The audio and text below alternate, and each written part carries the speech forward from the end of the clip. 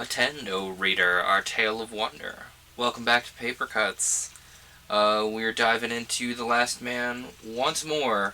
Hopefully we make some real good progress. I currently have a cat on my lap.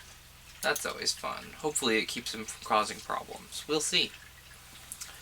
Let's dive right back in here in just a moment.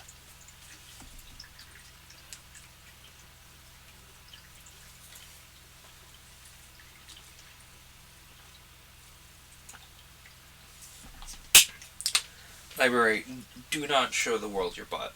Illegal. Thank you. Alright, Chapter 3.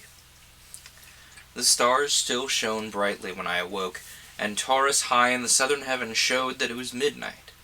I awoke from disturbed dreams. Methought I had been invited to Timon's last feast. I came with keen appetite. The covers were removed, the hot water sent up its unsatisfying steams, while I fled before the anger of the host, who assumed the form of Raymond, while to my diseased fancy, the vessels hurled by him after me were surcharged with fetid vapor, and my friend's shape, altered by 1,000 distortions, expanded into a gigantic phantom, bearing on its brow the sign of pestilence. The growing shadow rose and rose, filling, and then seeming to endeavor to burst beyond, the adamantine vault that bent over, sustaining and enclosing the world.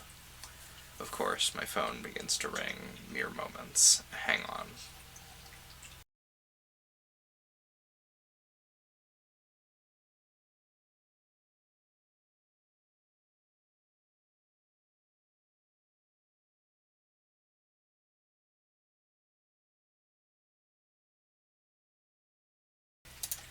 Oh, the perils of being at home for Christmas. Always with the phone calls. Can't just text me, that'd be too easy. Where was I? Bursting over the adamantine vault, sustaining and enclosing the world. That's where I was. The nightmare became torture. With a strong effort, I threw off my sleep and recalled reason to her wonted function. My first thought was Perdita. To her I must return. Her I must support, drawing such food from despair as might best sustain her wounded heart, recalling her from the wild excesses of grief by the austere laws of duty and the soft tenderness of regret. The position of stars was my only guide. I returned from the awful ruin of the Golden City, and after great exertion succeeded in extricating myself. Extricating. Why did I have trouble with that? Why was there an extra I in there? I returned from the awful ruin of the Golden City, and after great exertion, succeeded in extricating myself from its enclosure. I met a company of soldiers outside the walls, and borrowed a horse from one of them to hasten to my sister. The appearance of plain was changed during this short interval. The encampment was broken up. The relics of the disbanded army met in small companies here and there. Each face was clouded, each gesture spoke astonishment and dismay.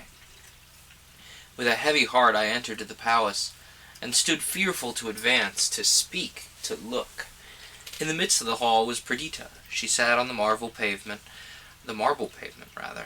her head fallen on her bosom, her hair disheveled, her fingers twined busily one within the other. She was as pale as marble, and every feature was contracted by agony.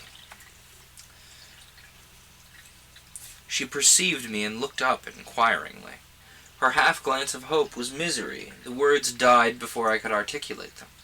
I felt a ghastly smile wrinkle my lips. She understood my gesture, and again her head fell. Again her fingers worked restlessly.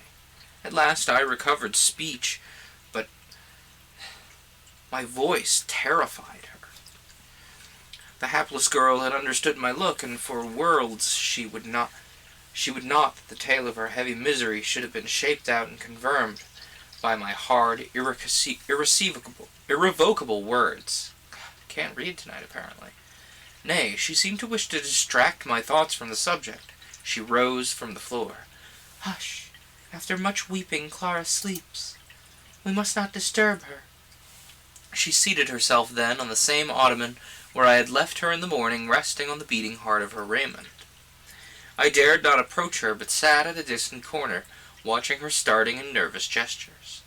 At length, in an abrupt manner, she asked, "Where is he?" Oh, fear not that I should entertain hope. Yet tell me, have you found him? To have him once more in my arms, to see him, however changed, is all I desire. Though Constantinople be heaped above him as a tomb, yet I must find him, then cover us with the city's weight, with a mountain piled above, I care not, so that one grave hold Raymond and his Perdita. And then, weeping, she clung to me. Take me to him! Unkind Lionel, why do you keep me here? Of myself I cannot find him, but you know where he lies. Lead me thither. At first these agonizing plaints filled me with intolerable compassion, but soon I endeavored to extract patience for her from the ideas she suggested. I related my adventures of the night, my endeavors to find our lost one, and my disappointment. Turning her thoughts this way, I gave them an object which rescued them from insanity. With apparent calmness she discussed with me the probable spot where he might be found, and planned the means that we should use for that purpose. Then, hearing of my fatigue and abstinence, she herself brought me food. I seized the favorable moment, and endeavored to awaken in her something beyond the killing torpor of grief. As I spoke, my subject carried me away. Deep admiration, grief, the offspring of truest affection, the overflowing of a heart bursting with sympathy for all that had been great and sublime in the career of my friend, it inspired me as I poured forth the praises of Raymond. Alas for us, who have lost this latest honor of the world, beloved Raymond! He is gone to the nations of the dead. He has become one of those who render the dark abode of the obscure grave illustrious by dwelling there. He has journeyed on the road that leads to it, and joined the mighty of soul who went before him. When the world was in its infancy, death must have been terrible, and man left his friends and kindred to dwell, a solitary stranger in an unknown country. But now he who dies finds many companions gone before to prepare for his reception. The great of past ages people, it, the exalted hero of our own days, is counted among its inhabitants, while life becomes doubly the desert and solitude. What a noble creature was Raymond, the first among men of our time! By the grandeur of his conceptions, the graceful daring of his actions, by his wit and beauty, he won and ruled the minds of all. Of only one fault might he have been accursed, but his death has cancelled that. I have heard him called inconstant of purpose when he deserted for the sake of love the hope of sovereignty, and when he abdicated the protectorship of England, men blamed his infirmity of purpose. Now his death has crowned his life, and to the end of the time it will be remembered that he devoted himself a willing victim to the glory of Greece. Such was his choice. He expected to die. He foresaw that he should leave this cheerful earth, the lightsome sky, and thy love, Perdita. Yet he neither hesitated nor turned back, going right onward to his mark of fame. While the earth lasts, his actions will be recorded with praise. Grecian maidens will in devotion strew flowers on his tomb, and make the air around it resonant with patriotic hymns, in which his name will find high accord. I saw the features of Perdita soften. The sternness of grief yielded to tenderness. I continued. Thus to honor him is the sacred duty of his survivors, to make his name even as a holy spot of ground, enclosing it from all hostile attacks by our praise, shedding on it the blossoms of love and regret, guarding it from decay, and bequeathing it untainted to posterity. Such is the duty of his friends. A dearer one belongs to you, Perdita, mother of his child. Do you remember in her infancy with what transport you beheld Clara, recognizing in her the united being of yourself and Raymond, joying to view in this living temple a manifestation of your eternal loves? Even such is she still. You say that you lost Raymond. Oh, no, yet he lives with you, and in you there. From him she sprung, flesh of his flesh, bone of his bone, and not heretofore are you content to trace in her downy cheek and delicate limbs an affinity to Raymond, but in her enthusiastic affections, in the sweet qualities of her mind, you may still find him living, the good, the great, the beloved. Be it your care to foster this similarity, be it your care to render her worthy of him, so that when she is glory in her origin, she take not shame for what it is. I could perceive that when I recalled my sister's thoughts to her duties in life, She did not listen with the same patience as before.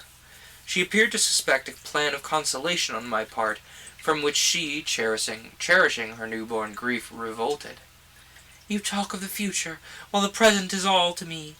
Let me find the earthly dwelling of my beloved. Let us rescue that from common dust, so that in times to come men point to the sacred tomb and name it his, and then to other thoughts, and a new course of life, or what else fate in her cruel tyranny might have marked out for me." After a short repose, I planned to leave her, in that I might endeavor to accomplish her wish.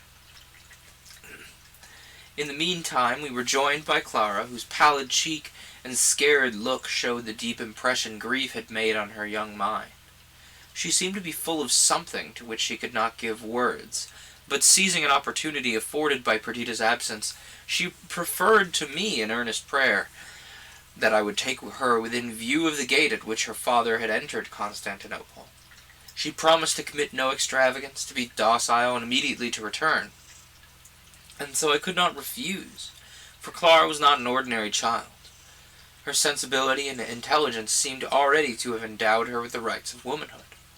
With her, therefore, before me on my horse, attended only by the servant who was to reconduct her, we rode to the top capot. We found a party of soldiers gathered round it, and they were listening. They are human cries, more like the howling of a dog. And again they bent to catch the sound of regular distinct moans which issued from the precincts of the ruined city. "And that, Clara, is the gate, that the street which yestermorn your father rode up." Whatever Clara's intention had been in asking to be brought hither, it was balked by the presence of the soldiers. With earnest gaze she looked on the labyrinth of smoking piles which had been a city, and then expressed her readiness to return home. At this moment a melancholy howl struck on our ears, and it was repeated. "Hark!" cried Clara. He is there. That is Florio, my father's dog." It seemed to me impossible that she could recognize the sound, but she persisted in her assertion till she gained credit with the crowd about. At least it would be a benevolent action to rescue the sufferer, whether human or brute, from the desolation of the town. And so, sending Clara back to her home, I again entered Constantinople. Encouraged by the impunity attendant on my former visit, several soldiers who had made a part of Raymond's bodyguard, who loved him and sincerely mourned his loss, accompanied me. It is impossible to conjecture the strange enchainment of events which restored the lifeless form of my friend to our hands. In that part of the town where the fire had most raged the night before, and which now lay quenched, black and cold, the dying dog of Raymond crouched beside the mutilated form of its lord. At such times sorrow has no voice. Affliction, tamed by its very vehemence, is mute. The poor animal recognized me, licked my hand, and then crept close to its lord, and died.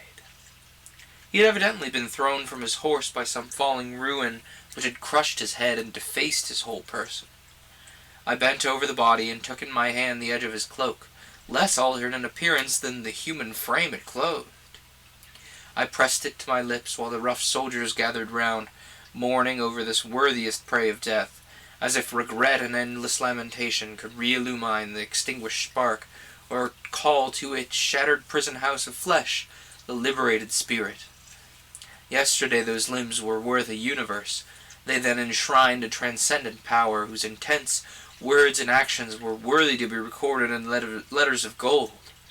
Now the superstition of affection alone could give value to the shattered mechanism which, inescapable and claw-like, no more resembled Raymond than the fallen rain is like the former mansion of cloud in which it climbed the highest skies and, gilded by the sun, attracted all eyes, and satiated the sense by its excess of beauty. Such as he had now become, such was his terrene vesture. Defaced and spoiled, we wrapped it in our cloaks, and lifting the burden in our arms, bore it from this city of the dead. The question arose as to where we should deposit him. In our road to the palace, where we passed through the Greek cemetery, here on a tablet of black marble I caused him to be laid. The cypresses waved high above, their death-like gloom accorded with his state of nothingness. We cut branches of the funeral trees, and placed them over him, and on these again his sword. I left a guard to protect this treasure of dust, and ordered perpetual torches to be burned around. When I returned to Perdita, I found that she had already been informed of the success of my undertaking. He, her beloved, the sole and eternal object of her passionate tenderness, was restored her. Such was the maniac language of her enthusiasm. What though those limbs moved not, and those lips could no more frame modulated accents of wisdom and love? What though, like a weed flung from the fruitless sea, he lay the prey of corruption? Still, that was the form she had caressed, those the lips that, meeting hers, had drank the spirit of love from the commingling breath. That was the earthly mechanism of dissoluble clay that she had called her own. True, she looked forward to another life. True, the burning spirit of love seemed to her unextinguishable throughout eternity. And yet at this time, with human fondness, she clung to all that her human senses permitted her, to see and feel, to be a part of Raymond. Pale as marble, clear and beaming as that she heard my tale, and inquired concerning the spot where he had been deposited.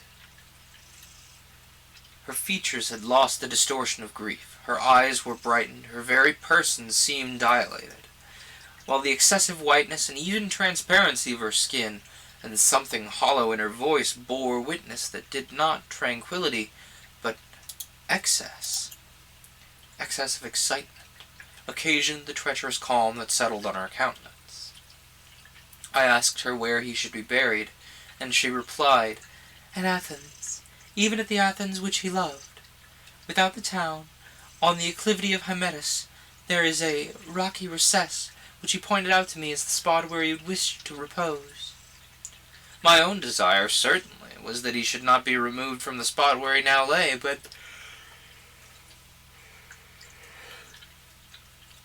her wish was of course to be complied with, and I entreated her to prepare without delay for our departure. Behold now the melancholy train cross the flats of Thrace, and win through the defiles, and over the mountains of Macedonia, coast the clear waves of the Peneus, cross the Larician plain, past the straits of Thermopylae, and ascending in succession Oeta and Parnassus, descend to the fertile plain of Athens. Women bear with resignation these long-drawn ills, but to a man's impatient spirit the slow motion of our cavalcade, the melancholy repose we took at noon, the perpetual presence of the pall, gorgeous though it was, that wrapped the rifled casket, which had contained Raymond, the monotonous recurrence of day and night, unvaried by hope or change, all the circumstances of our march were intolerable. Perdita, shut up in herself, spoke little. Her carriage was closed, and when we rested, she sat leaning her pale cheek on her white cold hand, with eyes fixed on the ground, indulging thoughts which refused communication or sympathy. We descended from Parnassus, emerging from its many folds, and passed through Lividia on our road to Attica. Perdita would not enter Athens, but reposing at Marathon on the night of our arrival, conducted me on the following day to the spot selected by her as the treasure house of Raymond's dear remains. It was in a recess near the head of the ravine to the south of Hymettus. The chasm, deep, black, and hoary, swept from the summit to the base. In the fissures of the rock, myrtle underwood grew, and wild thyme, the food of many nations of bees. Enormous crags protruded into the cleft, some beetling over, others rising perpendicularly from it. At the foot of this sublime chasm, a fertile, laughing valley reached from sea to sea, and beyond was spread the blue Aegean, sprinkled with islands, the light waves glancing beneath the sun. Close to the spot on which we stood was a solitary rock, high and conical, which divided on every side from the mountain, seemed a nature-hewn pyramid. With little labor, this block was reduced to a perfect shape. The narrow cell was scooped out beneath in which Raymond was placed, and a short inscription carved in the living stone recorded the name of its tenant, the cause and era of his death. Everything was accomplished with speed under my directions. I agreed to leave the finishing and guardianship of the tomb to the very head of the religious establishment in Athens, and by the end of October prepared for my return to England.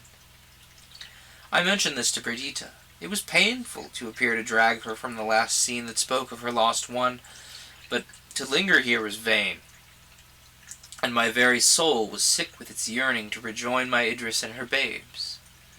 In reply, my sister requested me to accompany her the following evening to the tomb of Raymond. Some days had passed since I'd visited the spot. The path to it had been enlarged, and steps hewn in the rock led us less circuitously than before to the spot itself. The platform on which the pyramid stood was enlarged, and looking towards the south, in a recess overshadowed by the straggling branches of a wild fig tree, I saw foundations dug and props and rafters fixed, evidently the commencement of a cottage. Standing on its unfinished threshold, the tomb was at our right hand, the whole ravine and plain and azure sea immediately before us. The dark rocks received a glow from the descending sun, which glanced upon the cultivated valley and dyed in purple and orange the placid waves. We sat on a rocky elevation, and I gazed with rapture on the beauteous panorama of living and changeful colors, which varied and enhanced the graces of earth and ocean. "Did I not do right," said Perdita, "in having my loved one conveyed hither? Hereafter this will be the cynosure of Greece. In such a spot death loses half its terrors, and even the intimate dust appears to partake of the spirit of beauty which hallows this region.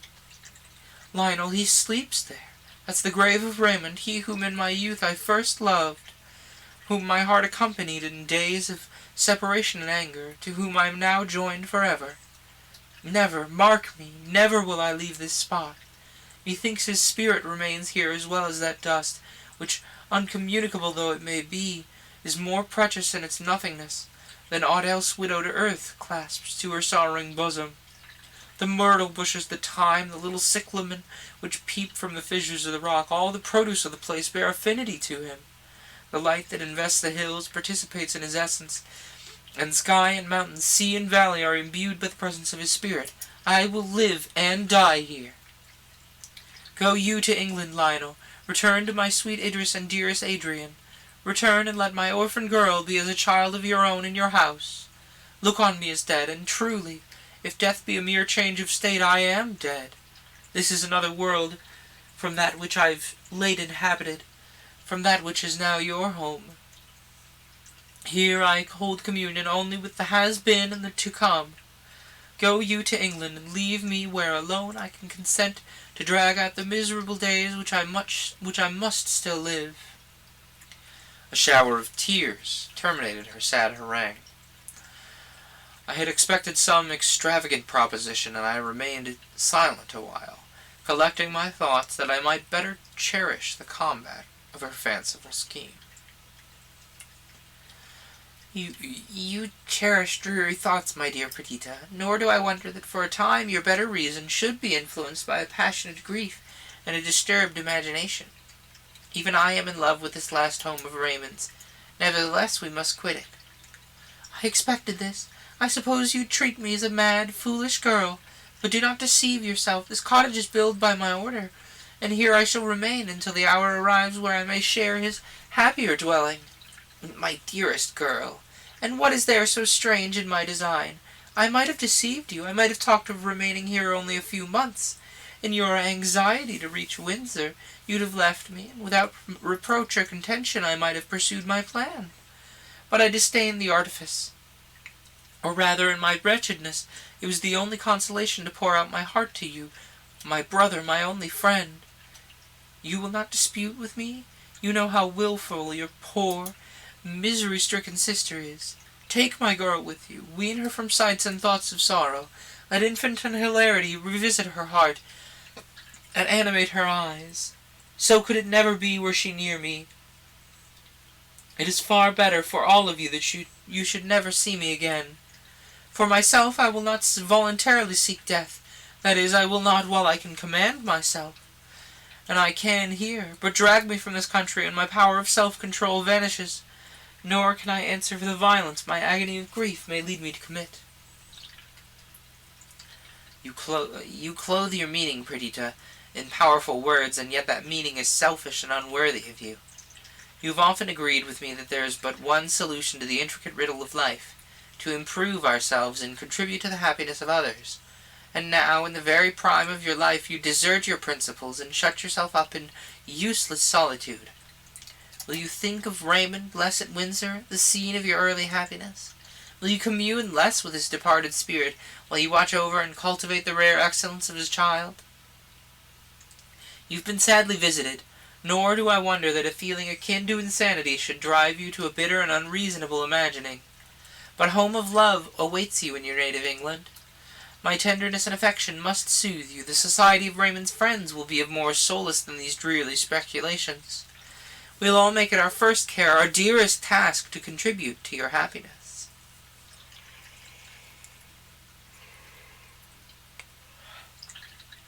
Perdita shook her head. If it could be so, I were much in the wrong to disdain your offers, but it is not a matter of choice. I can live here only. I am a part of this scene. Each and all its properties are a part of me. There is no sudden fancy. This is no sudden fancy. I live by it. The knowledge that I am here rises with me in the morning and enables me to endure the light. It mingles with my food, which else were poison. It walks, it sleeps with me, it accompanies me, forever. Here I may even cease to repine and add my tardy consent to the decree which has taken him from me. He would rather have died such death, which will be recorded in history to endless time, than have lived to old age unknown, unhonored. Nor can I desire better than, having been the chosen and beloved of his heart here in youth's prime, before added years can tarnish the best feelings of my nature, to watch his tomb and speedily rejoin him in his blessed repose. So much, my dearest Lionel, I've said, wishing to persuade you that I can do right. If you are unconvinced, I can add nothing further by way of argument, and I can only declare my fixed resolve. I stay here. Force only can remove me. Be it so. Drag me away, I return. Confine me, imprison me, still I escape, and come here. Or would my brother rather devote the heartbroken Perdita to the straw and chains of a maniac, than suffer her to rest in peace beneath the shadow of his society in this my own selected and beloved recess? All this appeared to me on my methodized madness. I imagined that it was my imperative duty to take her from the scenes that thus forcibly reminded her of her loss. Nor did I doubt that in the tranquillity of our family circle at Windsor she would recover some degree of composure, and in the end of happiness. My affection for Clara also led me to oppose these fond dreams of cherished grief. Her sensibility had already been too much excited, her infant heedlessness too soon exchanged for deep and anxious thought. The strange and romantic scheme of her mother might confirm and perpetuate the painful view of life which had intruded itself thus early on her contemplation.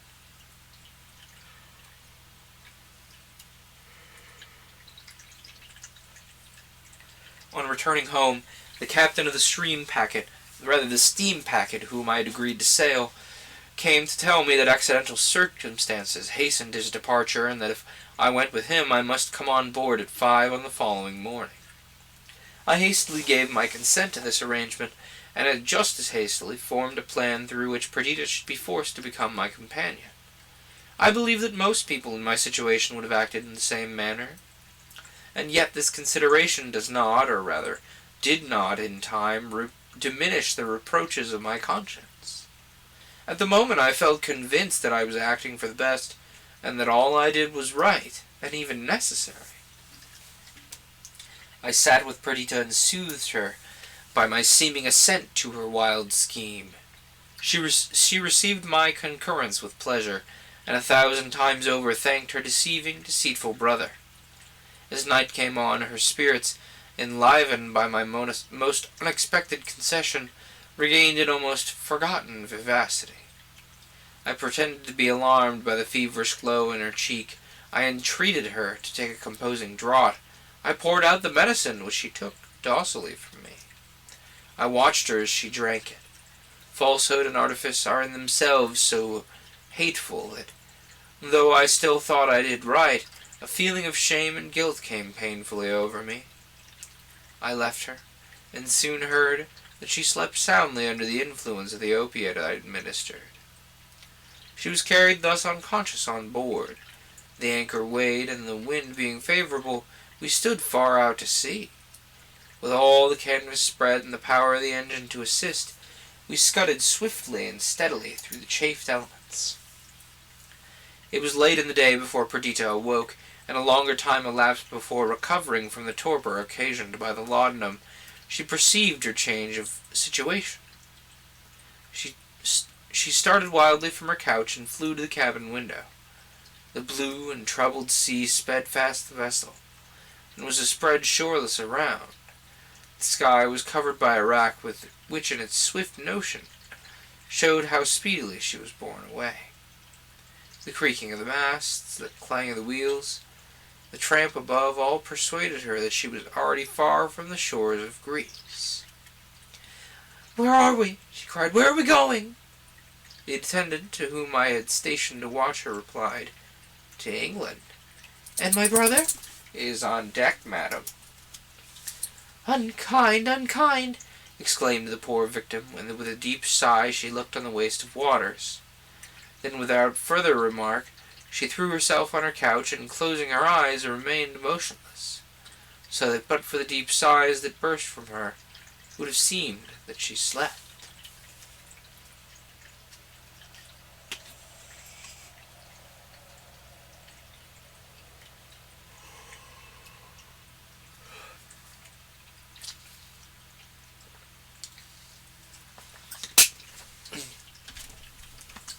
As soon as I heard that she'd spoken, I sent Clara to her, that the sight of the lovely innocent might inspire gentle and affectionate thoughts.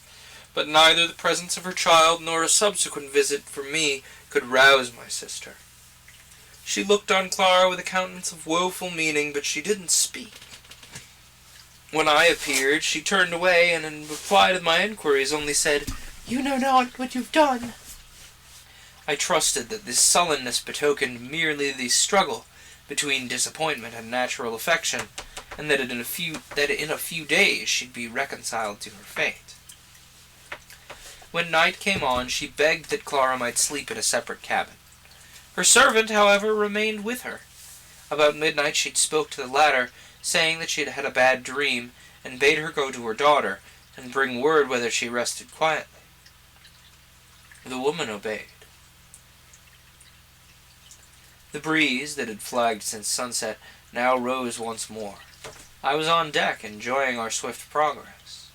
The quiet was disturbed only by the rush of water as they divided before the steady keel, the murmur of the moveless and full sails, the wind whistling in the shrouds, and the regular motion of the engine. The sea was gently agitated, now showing a white crest, and now resuming uniform hue. The clouds had disappeared, and dark either clipped the broad ocean, in which the constellations vainly sought out their accustomed mirror.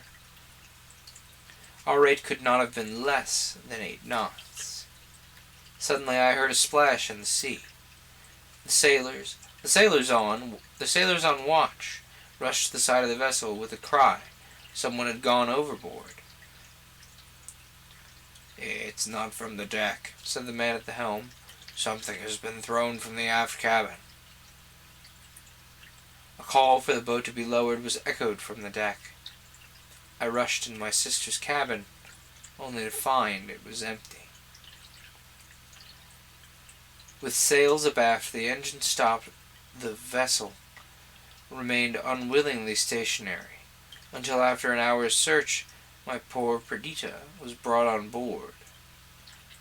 no care could reanimate her, so medicine caused her dear eyes to open, and the blood to flow again from her pulseless heart. One clenched in hand contained a slip of paper on which was written, "To Athens." To ensure her removal thither and prevent the irrecoverable loss to her body in the wide sea, she had had the precautions to fasten a long shawl around her waist and again to the staunches of the cabin window.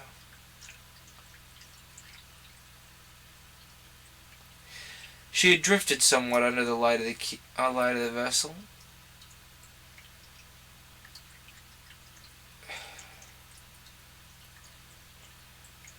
Staunches of the cabin window. She had drifted somewhat under the keel of the vessel, and her being out of sight occasioned the delay in finding her. And thus the ill-starred girl died a victim to my senseless rashness.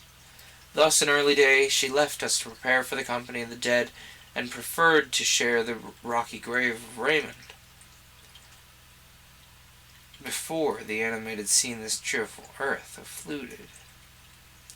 And this is...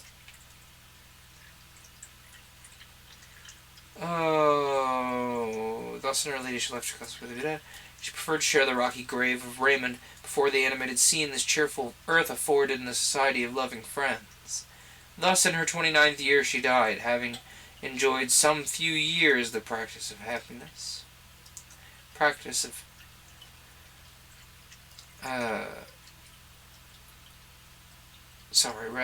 Having enjoyed some few years of the happiness of paradise, and sustaining a reverse to which her impatient spirit and affectionate disposition were unable to submit. As I marked the placid expression that had settled in her countenance in death, I felt, in spite of the pages of remorse, in spite of the heart-rending regret, that it was better to die so than to drag along so long. Miserable years of repining and inconsolable grief. Stress of weather drove us up the Adriatic Gulf, and our vessel being hardly fitted to weather a storm, we took refuge in the port of Ancona. Here I met Giorgio Poli, the vice-admiral of the Greek fleet, a former friend and warm patron of Raymond. I committed the remains of my lost Perdita to his care, for the purpose of having them transported to Hymettus and placed in the cell her Raymond had already occupied beneath the pyramid.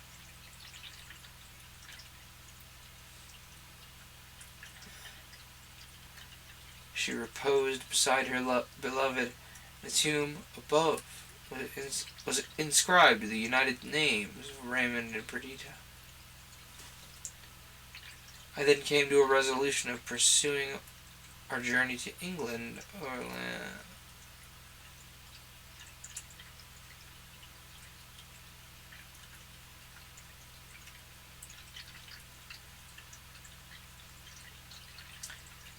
I met Giorgio Poli. Sorry, I've completely lost my place. Where was I?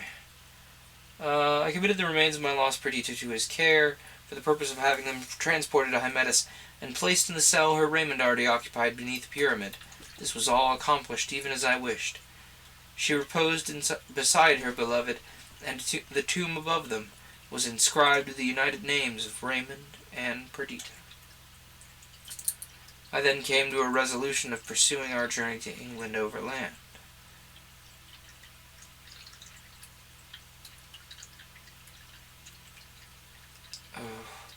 My own heart was racked by regrets and remorse. The apprehension that Raymond had departed forever, that his name, blended eternally with the past, must be erased from every anticipation of the future, had come slowly upon me. I had always admired his talents, his noble aspirations, his grand conceptions of the glory and majesty of his ambition, his utter want of all mean passions, his fortitude and daring.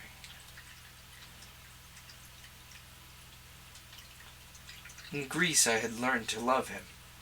His very waywardness and self-abandonment to the impulses of superstition attached me to him doubly. It might be weakness, but it was the antipodes of all that was groveling and selfish.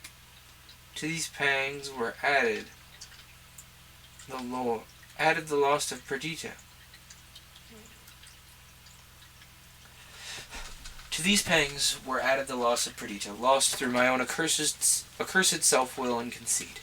This dear one, my sole relation, whose progress I had marked from tender child through the varied path of her life, and seen her throughout conspicuous for integrity, devotion, and true affection, for all that constitutes the peculiar cases of the female character, beheld her, at least, the victim of too much loving, too constant attachment to the perishable and lost. She, in her pride of beauty and life, had just too constantly attached to the perishable lost. She, in her pride of beauty and life, had thrown aside the pleasant perception of the apparent world for the unreality of the grave, and had left poor Clara quite an orphan. I concealed from this beloved child that her mother's death was voluntary, and I tried every means to awaken cheerfulness in her sorrow-stricken spirit. One of my first acts for the recovery even of my own composure was to bid farewell to the sea.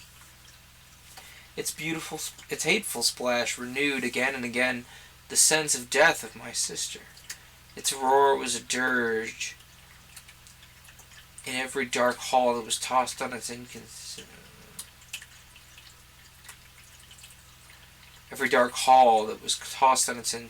bosom. I imagined a bier that would convey to death all who trusted its treacherous smiles. Farewell to the sea. Come, my Clara. Sit beside me in this aerial bark.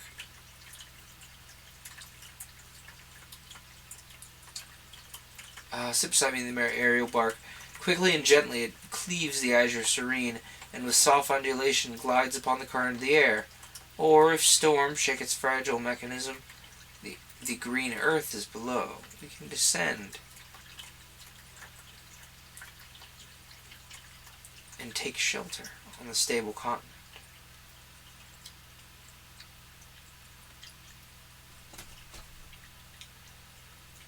Oh, I lost my place. I keep losing my place. Cleaves the azure serene, aerial bark, soft undulation glides upon the current of the air, or if storm shake its fragile mechanism, the green earth is below. We can descend and take shelter on the stable continent. Here aloft, the companions of the swift-winged birds, we skim through the unresisting element, fleetly and fearlessly. The light boat heaves not, nor is opposed by death-bearing waves. The ether opens before the prow, and the shadow of the globe that upholds it shelters us from the noonday sun. Beneath are the plains of Italy, or the vast undulations of the wave-like Apennines. Fertility reposes in their many folds, and wood crowns the summits. The free and happy peasant, unshackled by the Austrian, bears the double harvest to the garner, and the refined citizens rear without dread the long-blighted tree of knowledge in this garden of the world.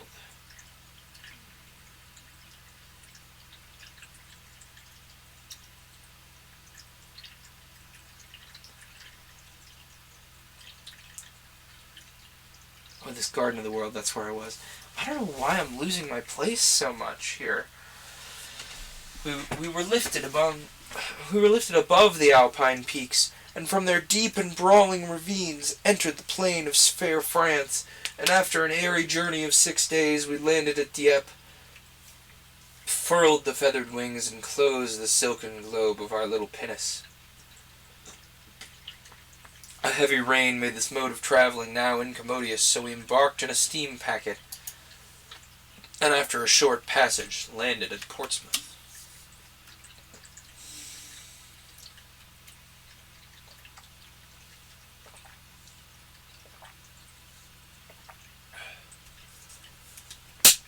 A strange story was rife here. A few days before, a tempest-struck vessel had appeared off the town. The hull was parched-looking and cracked, the sails rent and bent in a careless, unseamanlike manner.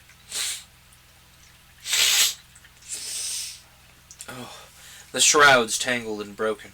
She drifted toward the harbor and was stranded on the sands at the entrance. In the morning, the custom-house officers, together with a crowd of idlers, visited her. Only one only of the crew appeared to have arrived with her. He'd got to shore and then walked a few paces toward the town, and then, vanquished by malady and approaching death, had fallen on the inhospitable beach. He was found stiff, his hands clenched and pressed against his chest. His skin nearly black, his matted hair and bristly beard were signs of a long, protracted misery. It was whispered that he died of a plague. No one dared venture on board the vessel, and strange sights were averred to be seen at night, walking the deck and hanging on the masts and shrouds. She soon went to pieces. I was shown where she'd been, and saw her disjoined timbers tossed on the waves. The body of the man who had landed had been buried deep in the sands, and none could tell more than that the vessel was American-built, and that several months before the Fountanas had sailed from Philadelphia, of which no tidings were afterwards received. Okay, before we dive into Chapter 4,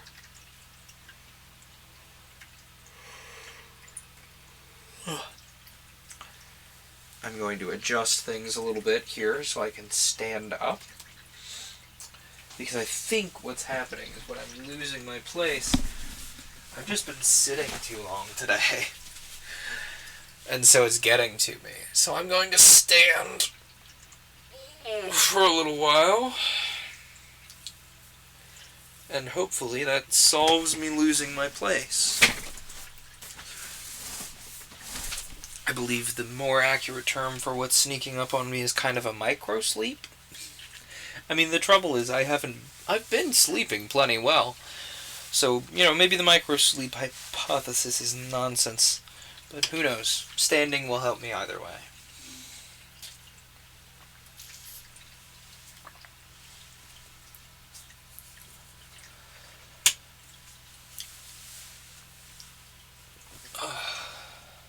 Okay. Chapter 4. I returned to my family estate in the autumn of the year of 2092. My heart had long been with them, and I felt sick with the hope and delight of seeing them again. The district which contained them appeared the abode of every kindly spirit. Happiness, love, and peace walked the forest paths and tempered the atmosphere. After all the agitation and sorrow I had endured in Greece, I sought Windsor, as the storm-driven bird does the nest in which it may fold its wings in tranquillity.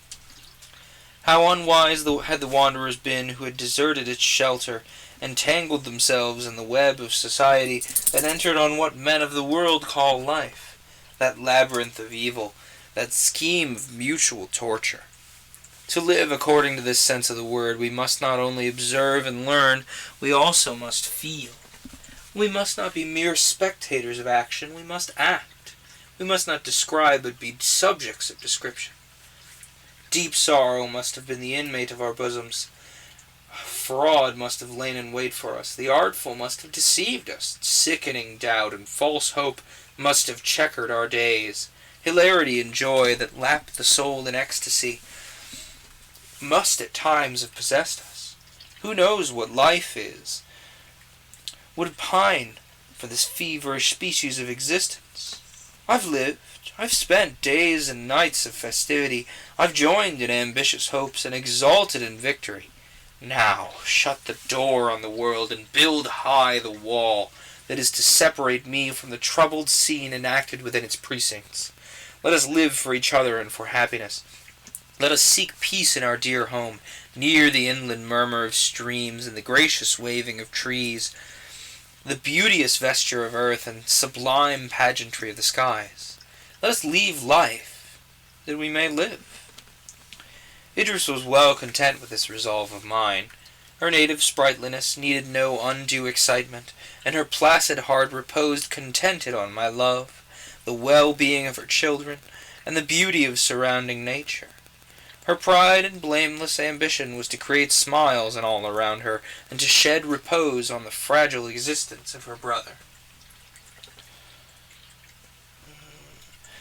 In spite of her tender nursing, the health of Adrian perceptibly declined. Walking, riding, the common occupations of life overcame him. He felt no pain, but seemed to tremble forever on the urge of annihilation. And yet, as he had lived on for months nearly in the same state, he did not inspire us with any immediate fear. And though he talked of death as an event most familiar to his thoughts, he did not cease to exert himself to render others happy, or to cultivate his own astonishing powers of mind. Winter passed away, and spring, led by the months, awakened life in all nature. The forest was dressed in green, the young calves frisked on the new-sprung grass, the wind-winged shadows of light clouds sped over the green cornfields, the hermit cuckoo repeated his monotonous all-hail to the season, the nightingale, bird of love and minion of the evening star, filled the woods with song, while Venus lingered in the warm sunset, and the young green of the trees lay in gentle relief along the clear horizon. Delight awoke in every heart, delight and exultation, for there was peace through all the world. The temple of universal Janus was shut, and man died not that year by the hand of man. "Let this last but 12 months," said Adrian, "and earth will become a paradise. The energies of man were before directed to the destruction of his species. They now aim at its liberation and preservation. Man cannot repose, and his restless aspirations will now bring forth good instead of evil. The favored countries of the south will throw off the iron yoke of servitude. Poverty will quit us, and with that sickness. What may not the forces, never before united, of liberty and peace, achieve in this dwelling of man?" "Dreaming, forever dreaming, Windsor," said Ryland, the old adversary of Raymond, and candidate for the protectorate at the ensuing election. "Be assured that the earth is not, nor ever can be heaven, while the seeds of hell are natives of her soil. When the seasons have become equal, when the air breeds no disorders, when its surface is no longer liable to blights and droughts, then sickness will seek. When men's passions are dead, poverty will depart. When love is no longer akin to hate, then brotherhood will exist. We're very far from that state at present." "Not so far as you may suppose," observed a little old astronomer by the name Merivale. "The poles proceed slowly, but surely in 100,000 years." "We shall all be underground," said Ryland. "The pole of the earth will coincide with the pole of the ecliptic," continued the astronomer. "A universal spring will be produced. Earth will become a paradise." "And we, of course, shall enjoy the benefit of the change," said Ryland contemptuously. "We have strange news here," I observed. I had the newspaper in my hand, and, as usual, had turned to the intelligence from Greece. It seems that the total destruction of Constantinople, and the supposition that winter had purified the air of the fallen city, gave the Greeks courage to visit its site and begin to rebuild it. But they tell us that the curse of God's on the place, for everyone who's ventured within the walls had been tainted by a plague. This disease is spread in Thrace and Macedonia, and now, fearing the virulence of infection during the coming heats, a cordon's been drawn on the frontiers of Thessaly, and a strict quarantine exacted. This intelligence brought us back from the prospect of paradise, held out after the lapse of 100,000 years, to the pain and misery at present existent upon earth. We talked of ravages made last year by pestilence in every quarter of the world. Familiar. And of the dreadful consequences of a second visitation. Ooh, that's a little familiar.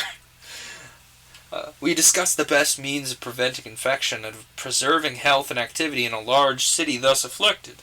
London, for instance. Marival did not join in this conversation. Drawing near Idris, he proceeded to assure her that the joyful prospect of an earthly paradise after 100,000 years was clouded to him by the knowledge that in a certain period of time after, an earthly hell or purgatory would occur, when the ecliptic and equator would be at right angles. Our party at length broke up. "We are all dreaming this morning," said Ryland.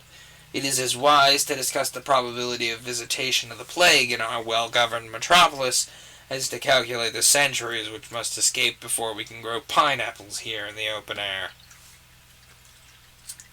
But though it seemed absurd to calculate upon the arrival of the plague in London, I couldn't reflect without extreme pain on the desolation this evil would cause in Greece. The English, for the most part, talked of Thrace and Macedonia as they would of a lunar territory, which, unknown to them, presented no distinct idea or interest to the minds. I trod the soil. The faces of many of the inhabitants were familiar to me. In the towns, plains, hills, and defiles of these countries, I had enjoyed unspeakable delight as I journeyed through them the year before.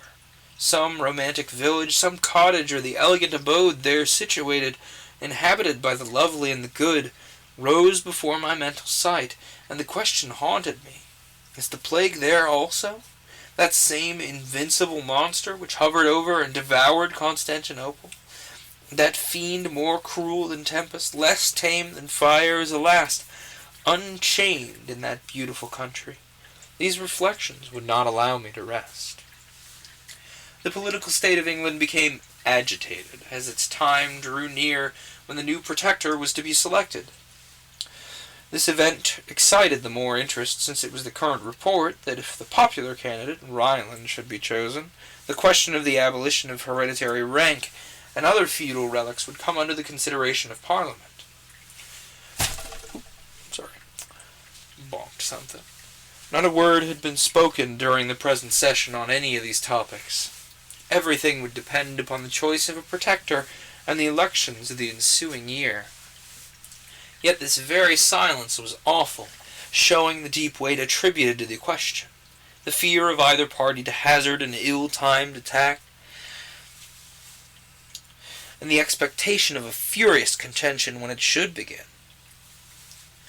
But although St. Stephen's did not echo with the voice which filled each heart, the newspapers teemed with nothing else, and in private companies the conversation, however remotely begun, soon verged toward this central point, while voices were lowered and chairs drawn closer. The nobles did not hesitate to express their fear. The other party endeavored to treat the matter lightly. "Shame on the country," said Ryland, "to lay so much stress upon words and frippery. It's a question of nothing of the new painting of the carriage panels and the embroidery of footmen's coats. Yet could England indeed doff her lordly trappings, be content with the democratic style of America? Were the pride of ancestry, the patrician spirit, the gentle courtesies and refined pursuits, splendid attributes of rank, to be erased among us? We were told that this would not be the case, that we were by nature a poetical people, a nation easily duped by words, ready to array clouds in splendor and bestow honor on the dust. This spirit we could never lose, and it was to diffuse this concentrated spirit of birth that the new law was to be brought forward. We were assured that when the name and title of an Englishman was the sole patent of nobility, we should all be noble. That when no man born under English sway felt another in superior his rank, courtesy and refinement would become the birthright of all our countrymen. Let not England be so far disgraced as to have it imagined that it can be without nobles, nature's true nobility, who bear their patent and their mien, who are from their cradle elevated above the rest of their species, because they're better than the rest. Among a race of independent and generous and well-educated men, in a country where the imagination is empress of men's minds, there needs be no fear that we should want a perpetual succession of the high-born and lordly. That party, however, could hardly yet be considered a minority in the kingdom, who extolled the ornament of the column, the Corinthian capital of polished society. They appealed to prejudices without number, to old attachments and young hopes, to the expectation of thousands who might one day become peers. They set up as a scarecrow the spectre of all that was sordid, mechanic, and base in the commercial republics. The plague had come to Athens. Hundreds of English residents returned to their own country. Raymond's beloved Athenians, the free, the noble people of the divinest town in Greece, fell like ripe corn before the merciless sickle of its adversary. Its pleasant places were deserted, its temples and palaces were converted into tombs. Its energies bent before toward the highest objects of human ambition were now forced to converge to one point, the guarding against the innumerous arrows of that plague. At any other time this disaster would have excited extreme compassion among us, but now it was passed over, while each mind was engaged by the coming controversy. It was not so with me, and the question of rank and right dwindled to insignificance in my eyes when I pictured the scene of suffering Athens.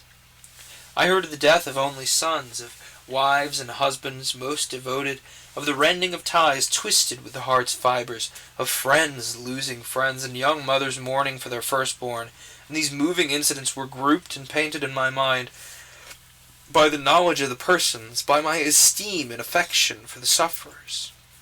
It was the admirers, friends, fellow soldiers of Raymond, families that had welcomed Perdita to Greece, and lamented with her the loss of her lord, that were swept away, and went to dwell with them in the undistinguishing tomb.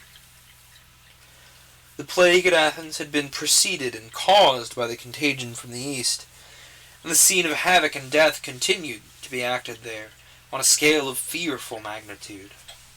A hope that the visitation of the present year would prove the last kept up the spirits of the merchants connected with these countries, but the inhabitants were driven to despair, or perhaps resignation, which, arising from fanaticism, assumed the same dark hue. America had also received this taint, and were it yellow fever or plague, the epidemic was gifted with a virulence before unfelt. The devastation was not confined to the towns, but spread throughout the country. The hunter died in the woods, the peasant in the cornfields, and the fisher on his native waters. A strange story was brought to us from the East, to which little credit would have been given had not the fact been attested by a multitude of witnesses in the various parts of the world. On the 21st of June it was said that an hour before noon a black sun arose, an orb the size of that luminary, but dark, defined, whose beams were shadows, ascended from the west. In about an hour it had reached the meridian, and eclipsed the bright parent of day. Night fell upon every country, night, sudden, rayless, entire. The stars came out, shedding their ineffectual glimmerings on the light-windowed earth. But soon the dim orb passed from over the sun and lingered down the eastern heaven. As it descended, its dusky rays crossed the brilliant ones of the sun and deadened or distorted them. The shadows of things seemed strange and ghastly shapes. The wild animals in the woods took fright at the unknown shapes figured on the ground. They fled, they knew not whither, and the citizens were filled with greater dread at the convulsion which shook lions into the civil streets. Birds, strong-winged eagles, suddenly blinded, fell in the marketplaces, while owls and bats showed themselves welcoming the early night. Gradually the object of fear sank beneath the horizon, and to the last shot up shadowy beams into the otherwise radiant air. Such was the tale sent from Asia, from the eastern extremity of Europe, and from Africa as far west as the Golden Coast. Whether the story were true or not, the effects were certain. Through Asia, from the banks of the Nile to the shores of the Caspian, from the Hellespont even to the Sea of Oman, a sudden panic was driven. The men filled the mosques, the women veiled, hastened to the tombs, and carried offerings to the dead, thus to preserve the living.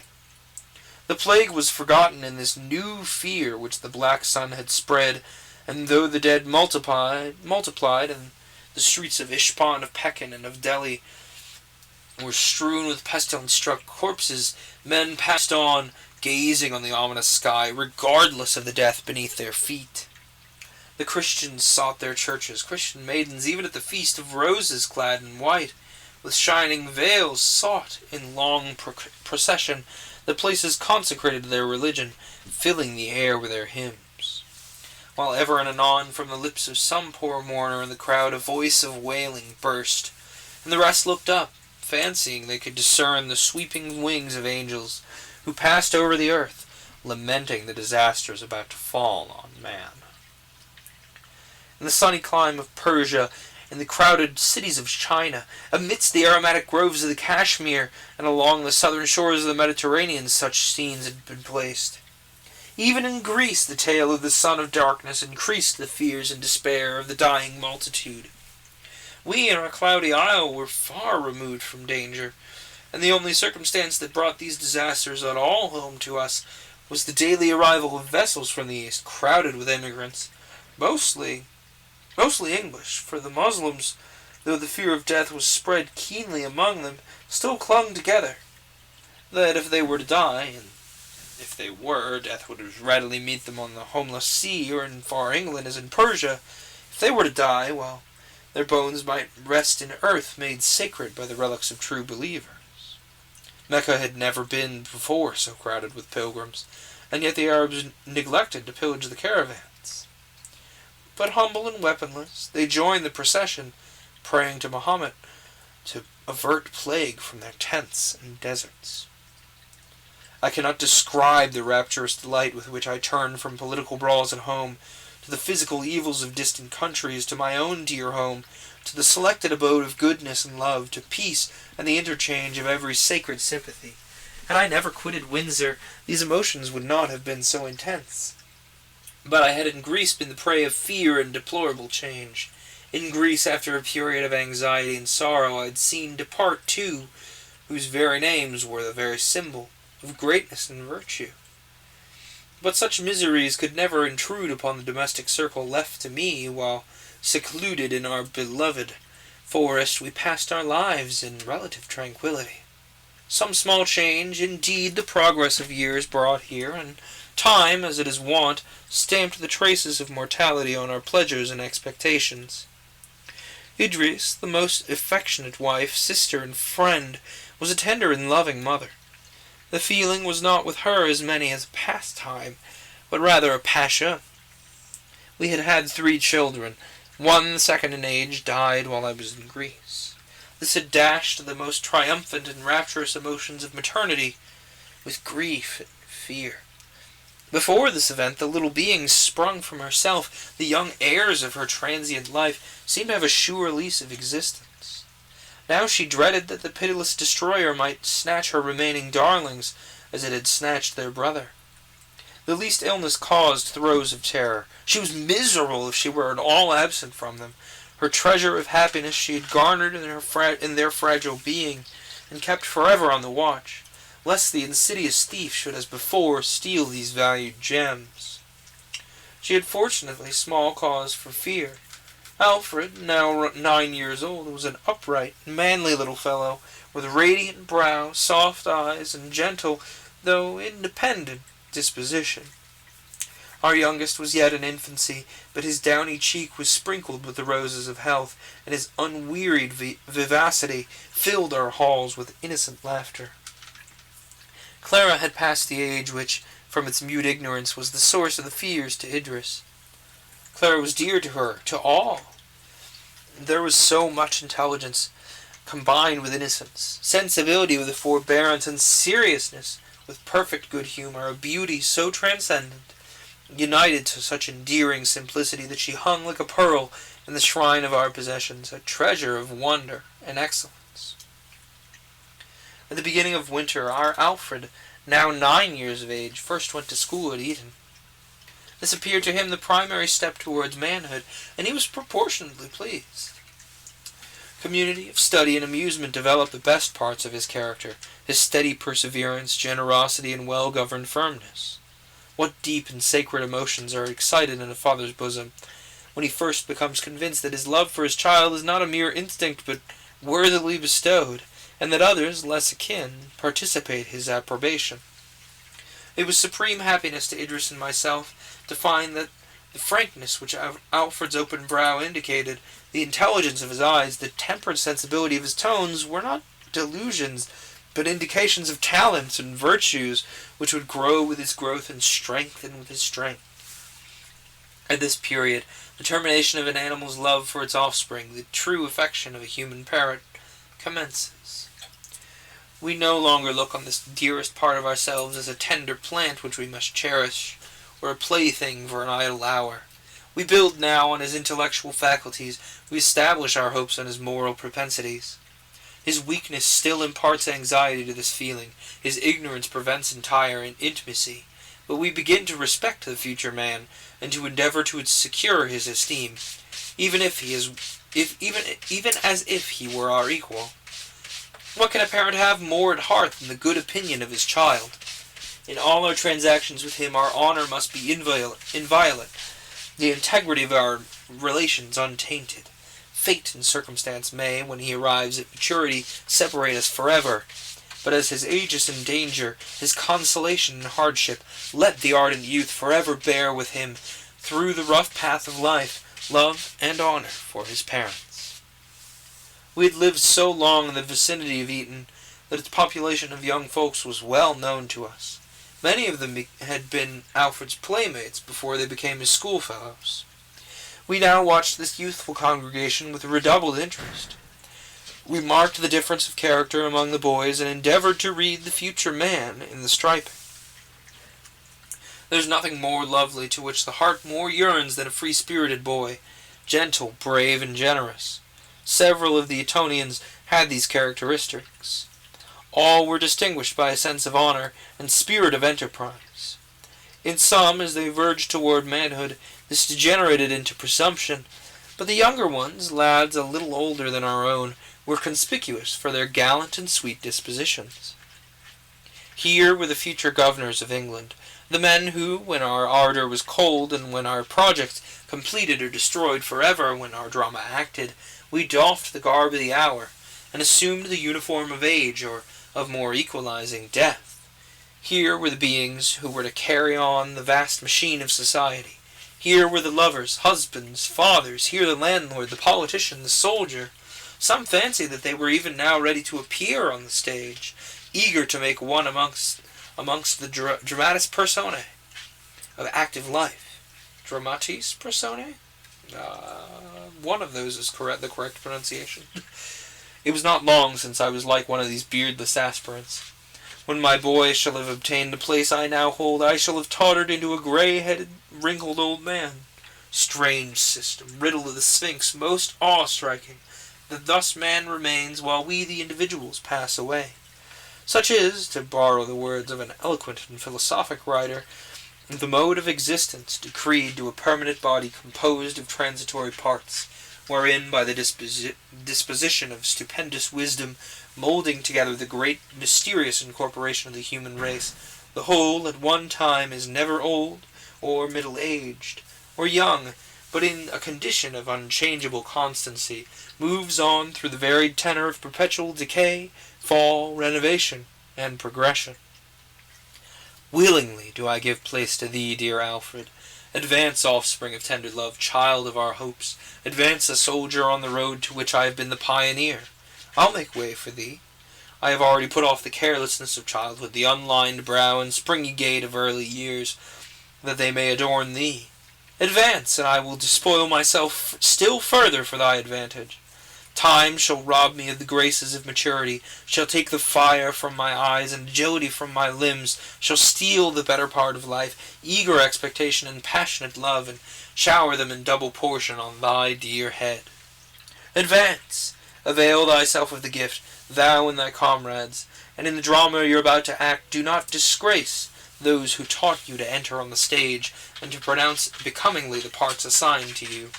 May your progress be uninterrupted and secure, born during the springtide of those hopes of man. May you lead up to the summer, to which no winter may succeed. There's a few little footnotes here.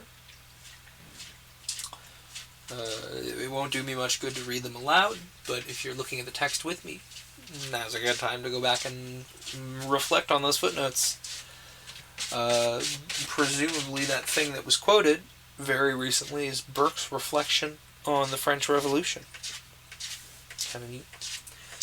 Something that occurred to me before we dive into Chapter 5 here, something that occurred to me, those little fragments that we were reading in a language that is not English, they might be part of, like, the framing context of this book. So, something that I'm not sure I caught until, this far into the book is that this is supposed to be written from the perspective of someone, like, in the same time frame as the original time frame of the book, getting all of this out of, essentially, the Book of Syllabine Prophecies. And so those little fragments are supposed to kind of sell that information to the reader of the book. So that's something that didn't occur to me until I was in the process of uploading the 3 episodes that have most recently gone up. So that's what those are for. So maybe I am reading them correctly. I mean, if they're supposed to be syllaban passages, you'd think those would be in Latin, right? Rome spoke Latin. Man. Either way, I spoke them with an Italian pronunciation. Italy is where Rome was, so, Either way, I digress. Let's dive into Chapter 5.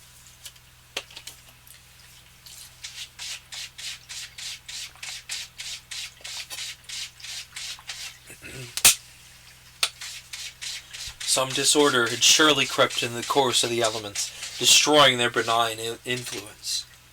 The wind, prince of air, raged through his kingdom, lashing the sea into fury and subduing the rebel earth into some sort of obedience. The god sends down his angry plagues from high, famine and pestilence in heaps they die. Again in vengeance of his wrath he falls on their great hosts and breaks their tottering walls. Arrests their navies on the ocean's plain, and whelms their strength with mountains of the main. Their deadly power shook the flourishing countries of the south, and during winter even we, in our northern retreat, began to quake under their ill effects. That fable is unjust which gives the superiority to the sun over the wind. Who has not seen the lightsome earth, the balmy atmosphere, and the basking nature become dark, cold, and ungenial when the sleeping wind has awoke in the east? When the dun clouds thickly veil the sky, while the exhaustless stores of rain are poured down until the dank earth, refusing to imbibe the superabundant moisture, it lies in pools on the surface? When the torch of day seems like a meteor to be quenched, who has not seen the cloud stirring north arise, the streaked blue appear, and soon an opening made in the vapors in the eye of the wind, through which the bright azure shines? The clouds become thin, and arches formed forever rising upwards, till the universal cope being unveiled, the sun pours forth its rays, reanimated and fed by the breeze. Then mighty art thou, O wind, to be throned above all other vicegerents of nature's power, whether thou dost comest, destroying from the east, or pregnant with elementary life from the west. Thee the clouds obey, the sun is subservient to thee, the shoreless ocean is thy slave. Thou sweepest over the earth, and oaks, the growth of centuries, submit to thy viewless acts. And the snowdrift is scattered on the pinnacles of the Alps, the avalanche thunders down their valleys. Thou holdest the keys of frost, and canst first chain and then set free the streams. Under thy gentle governance the buds and leaves are born, they flourish, nursed by thee. Why dost thou howl thus, O wind? By day and by night for 4 long months thy roarings have not ceased. The shores of the sea are strewn with wrecks, its keel welcoming surface has become impassable. The earth has shed her beauty in obedience to thy command. The frail balloon dares no longer sail on the agitated air. Thy ministers, the clouds, deluge the land with rain. Rivers forsake their banks, the wild torrent tears up the mountain path. Plain and wood and verdant dell are despoiled of their loveliness. Our very cities are wasted by thee. Alas, what will become of us? It seems as if the giant waves of ocean and vast arms of the sea were about to wrench the deep-rooted island from its center and cast it, a ruin and a wreck, upon the fields of the Atlantic. What are we, the inhabitants of this globe, least among the many that people infinite space? Our minds embrace infinity. The visible mechanism of our being is subject to merest accident. Day by day we are forced to believe this. He whom a scratch is disorganized, he who disappears from apparent life under the influence of the hostile agency at work around us, had the same powers as I. I am also subject to the same laws. In the face of all this, we call ourselves Lord of creation, wielder of the elements, masters of life and death, and we allege an excuse of this arrogance, that though the individual is destroyed, man continues forever. Thus, losing our identity, that of which we are chiefly conscious, we glory in the continuity of our species and learn to regard death without terror. But when any whole nation becomes the victim of the destructive powers of exterior agents, then indeed man shrinks into insignificance. He feels his tenure of life insecure, his inheritance on earth cut off. I remember, after having witnessed the destructive effects of a fire, I could not even behold a small one in a stove without a sensation of fear. The mounting flames had curled round the building as it fell and was destroyed. They insinuated themselves into the substances about them, and the impediments to their progress yielded at their touch. Could we take integral parts of this power, and not be subject to its operation? Could we domesticate a cub of this wild beast, and not fear its growth and maturity? Thus we began to feel with regard to many-visaged death, let loose on the chosen districts of our fair habitation, and above all with regard to the plague. We feared the coming summer. Nations bordering on the already infected countries began to enter upon serious plans for better keeping out of the enemy. We, a commercial people, were obliged to bring such schemes under consideration, and the question of contagion became the matter of earnest disquisition? Disquisition, yes. I would have had it right if I hadn't second-guessed myself. Of course. The plague was not as commonly called contagious like the scarlet fever or extinct smallpox was proved. It was called an epidemic. But the grand question was still unsettled of how this epidemic was generated and increased. If infection depended upon the air was subject to infection. As, for instance, a typhus fever has been brought by ships to one seaport town, and yet the very people who brought it there were incapable of communicating it in a town more fortunately situated. But how are we to judge of airs and pronounce, in such a city plague will die unproductive, in such another nature is provided for it a plentiful harvest?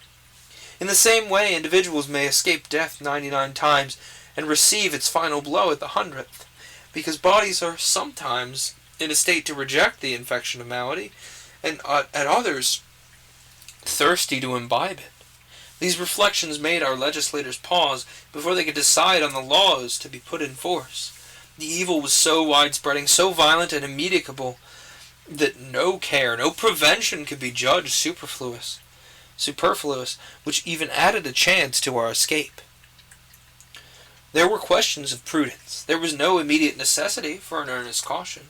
England was still secure. France, Germany, Italy, and Spain were interposed, walls yet without a breach between us and the plague. Our vessels truly were the sport of winds and waves, even as Gulliver was the toy of the Brobdingnagians? I know how to say this. Clearly we need to read Gulliver's Travels. Brobdingnagians? Yeah. Again, I shouldn't doubt myself. I nailed it there. Even as Gulliver was the toy of the Brobdingnagians. But we, on our most stable abode, could not be hurt in life or limb by these eruptions of nature. We could not fear, we did not. Yet a feeling of awe, a breathless sentiment of wonder, a painful sense of the degradation of humanity was introduced into every heart. Nature, our mother and our friend, had turned on us a brow of menace. She showed us plainly that, though she permitted us to assign her laws and subdue her apparent powers, yet if she put forth but a finger, we must quake. She could take our globe fringed with mountains, girded by the atmosphere containing the condition of our being, and all that man's mind could invent or his force achieve. She could take that ball in her hand and cast it into space, where life would be drunk up, and man and all his efforts were forever annihilated. These speculations were rife among us, and yet not the less we proceeded in our daily occupations, and our plans whose accomplishment demanded the lapse of many years. No voice was heard telling us to hold. When foreign distresses came to be felt by us through the channels of commerce, we set ourselves to apply remedies. Subscriptions were made for the emigrants, and merchants bankrupt of the failure of trade. The English spirit awoke to its full activity, and as it had ever done, set itself to resist the evil, and to stand in the breach which diseased nature had suffered chaos and death to make in the bounds and banks which had hitherto kept them out. At the commencement of summer we began to feel that the mischief that had taken place in distant countries was greater than we had at first expected. Quito was destroyed by an earthquake. Mexico laid waste by the united effects of the storm, pestilence and famine. Crowds of emigrants inundated the west of Europe, and our island had become the refuge of thousands. In the meantime, Ryland had been chosen protector. He had sought the office with eagerness, under the idea of turning his whole forces to the suppression of the privileged orders of his community. His measures were thwarted and his schemes interrupted by the new state of things. Many of the foreigners were utterly destitute, and their increasing numbers at length forbade a recourse to the usual modes of relief. Trade was stopped by the failure of interchange of cargoes usual between us and America, India, Egypt, and Greece. A sudden break was made in the routine of our lives. In vain our protector and his partisans sought to conceal this truth. In vain, day after day, he appointed a period for the discussion of the new laws concerning hereditary rank and privilege. In vain he endeavored to represent the evil as partial and temporary. These disasters came home to so many bosoms, and through the various channels of commerce were carried so entirely into every class and division of the community, that of necessity they became the first question in the state, the chief subjects to which we must turn our attention. Can it be true, each asked the other, with wonder and dismay, that whole countries are laid waste, whole nations annihilated by this disorder in nature? The vast cities of America, the fertile plains of Hindustan, the crowded abodes of the Chinese are menaced with utter ruin. Where late the busy multitude assembled for pleasure or for profit, now only the sound of wailing and misery is heard. The air is empoisoned. Each human being inhales death, even while in youth and health their hopes are in the flower. We call to mind the plague of 1348, when it was calculated that a third of mankind had been destroyed. As yet, Western Europe was uninfected. Would it always be so? Oh, yes, it would. Countrymen, fear not. In the still uncultivated wilds of America, what wonder that among its other giant destroyers plague should be numbered. It is of old a native of the East, sister of the tornado, the earthquake, and the simoon. Tsunami? I assume that's what it's referring to there. That's a guess. Child of the sun and nursling of the tropics, it would expire in these climes. It drinks the dark blood of the inhabitant of the south, but it never feasts on the pale-faced Celt. If perchance some stricken Asiatic came along with us, plague dies with him, uncommunicated and innoxious. Let us weep for our brethren, though we can never experience their reverse. Let us lament over and assist the children of the garden of the earth. Late we envied their abodes, their spicy groves, fertile plains, and abundant loveliness. But in this mortal life extremes are always matched. The thorn grows with the rose, the poison tree and its cinnamon mingle their boughs. Persia with its cloth of gold, marble halls, and infinite wealth is now a tomb. The tent of the Arab has fallen in the sands, and his horse spurns the ground unbridled and unsaddled. The voice of lamentation fills the valley of Kashmir. Its dells and woods, its cool fountains and gardens of roses are polluted by the dead. In Circassia in Georgia, the spirit of beauty weeps over the ruin of its favorite temple, the form of woman. Our own distresses, though they were occasioned by the fictitious reciprocity of commerce increased in due proportion. Bankers, merchants, manufacturers, those whose trade depended on exports and interchange of wealth became bankrupt. Such things, when they happen singly, affect only the immediate parties, but now the prosperity of the nation was shaken by frequent and extensive losses. Families bred in opulence and luxury were reduced to beggary. The very state of peace in which we gloried was injurious. There were no means of employing the idle or of sending any overplus of population out of the country. Even the source of colonies was dried up, for in New Holland, Van Diemen's Land, and the Cape of Good Hope plague raged. Oh, for some medicinal vial to purge unwholesome nature and bring back the earth to its accustomed health. Ryland was a man of strong intellects and quick and sound decision in the usual course of things, but he stood aghast at the multitude of evils that gathered around us. Must he tax the landed interest to assist our commercial population? To do this he had to gain the favour of the chief landholders, the nobility of the country, and these were his vowed enemies. He must conciliate them by abandoning his favourite scheme of equalization. He must confirm them in their manorial rights. He must sell his cherished plans for the permanent good of his country for temporary relief. He must aim no more at the dear object of his ambition. Throwing his arms aside, he must for present ends give up the ultimate object of his endeavours. He came to Windsor to consult with us. Every day added to his difficulties: the arrival of fresh vessels with emigrants, the total cessation of commerce, the starving multitude that thronged around the palace of the Protectorate were circumstances not to be tampered with. The blow was struck. The aristocracy obtained all they wished, and they subscribed to a 12-months bill which levied 20% on all the rent rolls of the country. Calm was now restored to the metropolis and to the populous cities before driven to desperation, and we returned to the consideration of distant calamities, wondering if the future would bring any alleviation to their excess. It was August, so there could be the small hope of relief during the heats. On the contrary, the disease gained virulence, while the starvation did all its accustomed work. Thousands died unlamented, for beside the yet warm corpse the mourner was stretched, made mute by death themselves. On the 18th of this month, news arrived in London that the plague was in France and in Italy.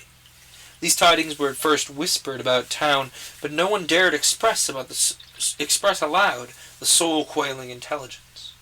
When anyone met a friend in the street, he only cried as he hurried on, "You know," while the other, with an ejaculation of fear and horror, would answer, "What will become of us?" At length it was mentioned in newspapers. The paragraph was inserted in an obscure part. "We regret to state that there can no longer be a doubt of the plague having been introduced at Leghorn, Genoa, and Marseille." No word of comment followed. Each reader made his own fearful one. Where is a man who hears that his house is burning and yet hurries through the streets, borne along by a lurking hope of a mistake, till he turns the corner and sees his sheltering roof enveloped in a flame? Before it had been a rumour, but now in words, unerasable, indefinite, and undeniable print, the knowledge went forth. Its obscurity of the situation rendered it the more conspicuous. The diminutive letters grew gigantic to the bewildered eye of fear. They seemed graven with a pen of iron, impressed by fire, woven in the clouds, stamped on the very front of the universe. The English, whether travellers or residents, came pouring in one great revulsive stream back on their own country, and with them crowds of Italians and Spaniards. Our little island was filled even to bursting. At first an unusual quantity of specie made its appearance with the emigrants, but these people had no means of receiving back into their hands what they spent among us. With the advance of summer and the increase of the distemper, rents were unpaid, and their remittances failed them. It was impossible to see these crowds of wretched, perishing creatures, late nurslings of luxury, and not stretch out a hand to save them. As at the conclusion of the 18th century, the English unlocked their hospitable store for the relief of those driven from their homes by political revolution, so now were they not backward in affording aid to the victims of a more wide-spreading calamity. We had many foreign friends whom we eagerly sought out and relieved from dreadful penury. Our castle became an asylum for the unhappy. A little population occupied its halls. The revenue of its possessor, which had always found a mode of expenditure congenial to its generous nature, was now attended to a more parsimoniously, that it might embrace a wider portion of utility. It was not, however, money, except partially, but the necessaries of life that became scarce. It was difficult to find an immediate remedy. The usual one of imports was entirely cut off. In this emergency, to feed the very people to whom we had given refuge, we were obliged to yield to the plough and mattock our pleasure yards, pleasure grounds, and parks. Livestock diminished sensibly in the country from the effects of great demand in the market. Even the poor deer, our antlered protégés, were obliged to fall for the sake of worthier pensioners. Labor necessary to bring to the lands this sort of culture employed and fed the offcasts of the diminished manufacturers. Adrian did not rest with only the exertions he could make with regard to his own possessions. He addressed himself to the wealthy of the land. He made proposals in Parliament little adapted to please the rich, but his earnest pleadings and benevolent eloquence were irresistible. To give up their pleasure ground to the agriculturist, to diminish sensibly the number of horses kept for the purposes of luxury throughout the country, were means obvious but unpleasing. And yet to the honour of the English be it recorded that although natural disinclination made them delay a while, yet when the misery of their fellow creatures became glaring, an enthusiastic generosity inspired their decrees. The most luxurious were often the first to part with their indulgences. As is common in communities, a fashion was set. The high-born ladies of the country would have deemed themselves disgraced if they had now enjoyed what they had before called a necessary, the ease of a carriage.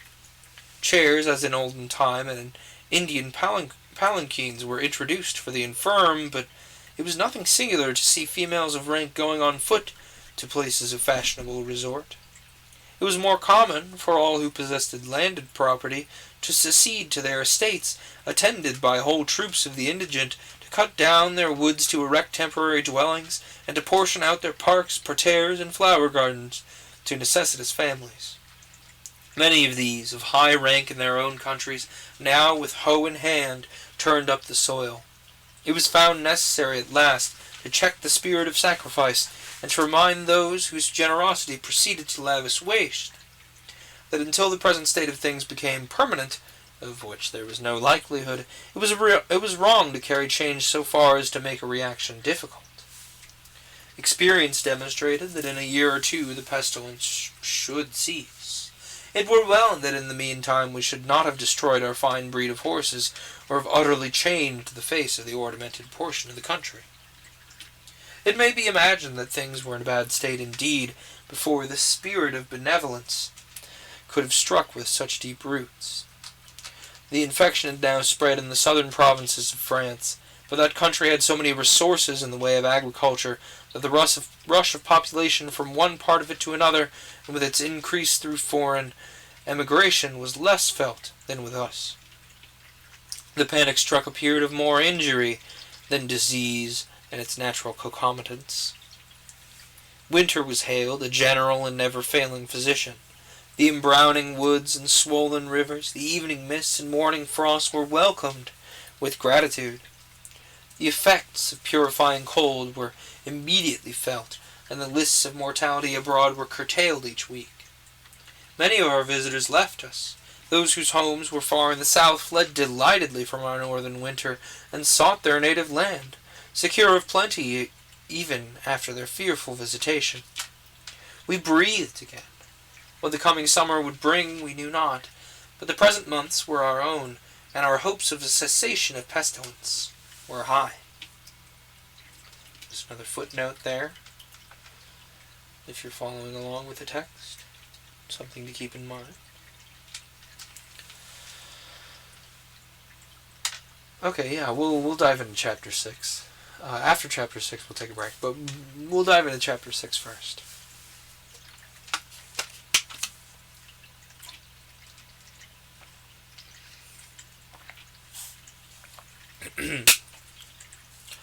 Chapter 6. I have lingered thus long on the extreme bank, the wasting shoal that stretched into the stream of life, dallying with the shadow of death. Thus long I have cradled my heart in retrospection of past happiness, when hope was. Why not forever thus? I'm not immortal, and the thread of my history might be spun out to the limits of my existence. But the same sentiment that first led me to portray scenes replete with tender recollections now bids me hurry on. The same yearning of this warm, panting heart that has made me in written words record my vagabond youth, my serene manhood, and the passions of my soul, makes me now recoil from further delay. I must complete my work. Here then I stand, as I said, beside the fleet waters of the flowing years, and now away, spread the sail, and strain with oar, hurrying by dark impending crags, adown steep rapids, even to the sea of desolation I've reached. And yet one moment, one brief interval before I put from shore. Once again, let me fancy myself as I was in 2094 in my abode at Windsor. Let me close my eyes and imagine that the immeasurable boughs of its oaks will shadow me, its castle walls anear. Let fancy portray the joyous scene of the 20th of June, such as even now my aching heart recalls it. Circumstances had called me to London. Here I heard talk that symptoms of the plague had occurred in hospitals of that city. I returned to Windsor. My brow was clouded, my heart heavy. I entered the little park, as was my custom, at the Frogmore Gate on the way to the castle. A great part of these grounds had been given cultivation, and strips of potato land and corn were scattered here and there. The rooks cawed loudly in the trees above. Mixed with their hoarse cries, I heard a lively strain of music. It was Alfred's birthday. The young people, the Etonians, and children of the neighbouring gentry held a mock fair, to which all the country people were invited. The park was speckled by tent, whose flaming colours and gaudy flags waving in the sunshine added to the gaiety of the scene. On a platform, erected beneath the terrace, a number of the younger part of the assembly were dancing. I leaned against a tree to observe them. The band played the wild eastern air of Weber, introduced in Abon Hassan. Its volatile notes gave wings to the feet of the dancers, while the lookers-on unconsciously beat time. At first the tripping measure lifted my spirit with it, and for a moment my eyes gladly followed the mazes of the dance. The revulsion of thought passed like keen steel to my heart. You're all going to die, I thought. Already your tomb is built up around you. A while, because you are gifted with agility and strength, you fancy that you live, but frail is the bower of flesh that encaskets life, dissoluble the silver cord that binds you to it. The joyous soul, charioted from pleasure to pleasure by the graceful mechanism of well-formed limbs, will suddenly feel the axle-tree give way, and spring and wheel dissolve in dust. Not one of you, O fated crowd, not one of you can escape. Not my own ones, not my Idris and her babes, horror and misery. Already the gay dance vanished. The green sward was strewn with corpses. The blue air above became fetid with deathly exhalations. Shriek, ye clarions! Ye loud trumpets howl. Pile dirge on dirge. Rouse the funereal chords. Let the air ring with dire wailing.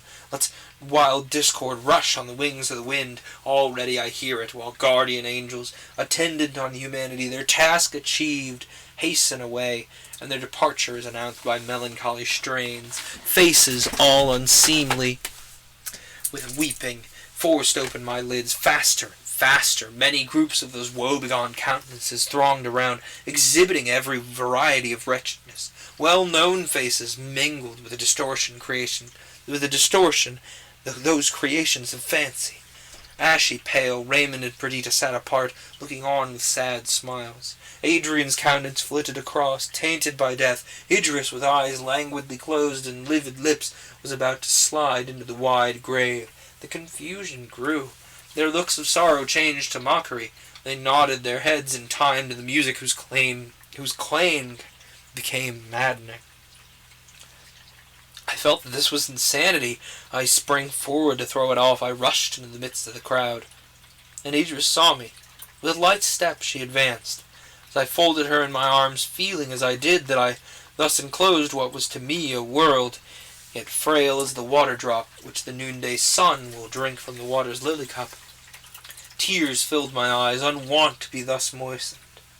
The joyful welcome of my boys, the soft gratulation of Clara, the pressure of Adrian's hand contributed to unman me. I felt that they were near, that they were safe, and yet methought this was all deceit.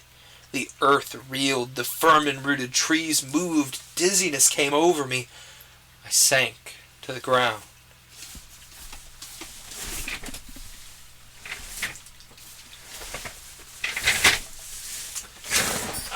I thought that was a good point to sit down. I'll probably stand back up relatively soon. My beloved friends were alarmed. Nay, they expressed their alarm so anxiously that I dared not pronounce the word plague that hovered on my lips. Yes, they could construe my perturbed looks into a symptom and see infection in my languor. Languor? Languor. I had scarcely recovered, and with feigned hilarity had brought smiles back into my little circle, when we saw Ryland approach. Ryland had something of the appearance of a farmer, of a man whose muscles and full-grown stature had been developed under the influence of vigorous exercise and exposure to the elements. This was, to a great degree, the case, for though a large landed proprietor, yet being a projector, and of an ardent and industrious disposition, he had on his own estate given himself up to agricultural labors.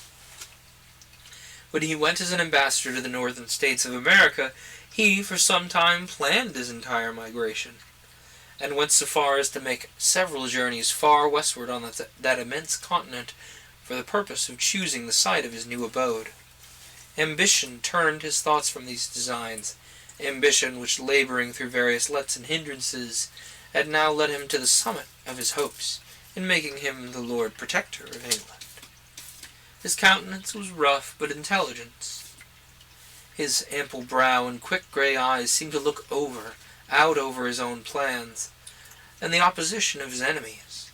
His voice was stentorian. His hand, stretched out in debate, seemed by its gigantic and muscular form to warn his hearers that words were not his only weapons. Few people had discovered some cowardice and much infirmity of purpose under this imposing exterior. No man could crush a butterfly on the wheel with better effect. No man better cover a speedy retreat from a powerful adversary. Bless you, Agnes. Have you brought the plague into my home, dear boy? He's looking at me like, what are you talking about? I just sneezed. It's dusty in here. It is dusty in here. He's got a point. Speedy retreat from power adversary. This had been the secret of his succession at the time of Lord Raymond's election. In the unsteady glance of his eye, in his extreme desire to learn the opinions of all, in the feebleness of his handwriting, these qualities might be obscurely traced, but they were not generally known. He was now our Lord Protector. He had canvassed eagerly for this post. His protectorate was to be distinguished by every kind of innovation on the aristocracy. That his selected task was exchanged for the far different one of encountering the ruin caused by the convulsions of physical nature. He was incapable of meeting these evils by any comprehensive system. He had resorted to expedient after expedient, and could never be induced to put a remedy in force till it came too late to be of use.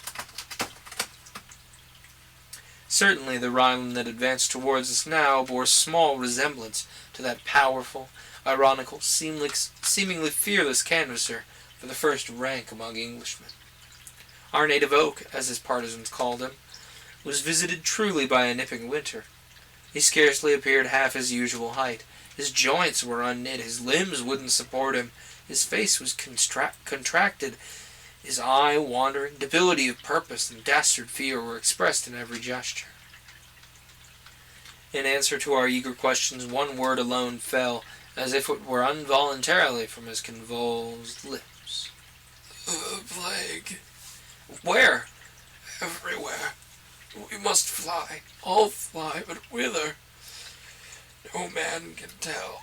There's no refuge on earth. It comes on us like 1,000 packs of wolves. We must all fly. Where shall you go? Where can any of us go? These words were syllabled trembling by the Iron Man. Adrian replied, "Whither indeed would you fly? We must all remain, and do our best to help our suffering fellow creatures." Help? There is no help. Great God, who talks of help? The whole world, all the world has plague. Then to avoid it, we must quit the world. Adrian observed this with a gentle smile, but Rhineland groaned. Cold drops stood on his brow. It was useless to oppose his paroxysm of terror, but we soothed and encouraged him, so that after an interval he was better able to explain to us the ground of his alarm. It had come sufficiently home to him. One of his servants, while waiting on him, had suddenly fallen down dead. The physician declared that he had died of the plague. We endeavored to calm him, but our own hearts were not calm. I saw the eye of Idris wander from me to her children, with an anxious appeal to my judgment. Adrian was absorbed in meditation. For myself, I own that Ryland's words rang in my ears. All the world was infected. In what uncontaminated seclusion could I save my beloved treasures until the shadow of death had passed from over the earth? We sunk into silence, a silence that drank in the doleful accounts and prognostications of our guest. We had receded from the crowd, and, ascending the steps of the terrace, sought the castle. Our change of cheer struck those nearest to us, and by means of Ryland's servants the report soon spread that he had fled from the plague in London. The sprightly parties broke up. They assembled in whispering groups. The spirit of gaiety was eclipsed. The music ceased. The young people left their occupations, and gathered together. The lightness of heart which had dressed them in masquerade habits, had decorated their tents, and assembled them in fantastic groups, appeared a sin against, and a provocative too, the awful destiny that had laid its palsying hand upon hope and life. The merriment of the hour was an unholy mockery of the sorrows of man. The foreigners whom we had had among us, who had fled from the plague in their own country, now saw their last asylum invaded, and fear making them garrulous, they described to eager listeners the miseries they had beheld in cities visited by this calamity. They gave fearful accounts of the insidious and irredeemable nature of the disease. We had entered the castle. Idris stood at a window that overlooked the park. Her maternal eyes sought her own children among the young crowd. An Italian lad had got an audience about him, and with animated gestures was describing some scene of horror. Alfred stood immovable before him, his whole attention absorbed. Little Evelyn had endeavored to draw Clara away to play with him, but the Italian's tale arrested her. She crept near, her lustrous eyes fixed on the speaker. Either watching the crowd in the park or occupied by painful reflection, we were all silent. Ryland stood by himself in an embrasure of the window. Adrian paced the hall, revolving some new and overpowering idea, and suddenly he stopped.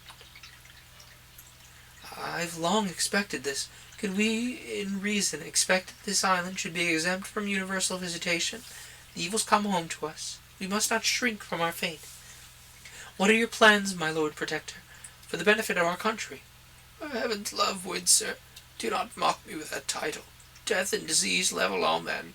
I neither pretend to protect nor govern a hospital.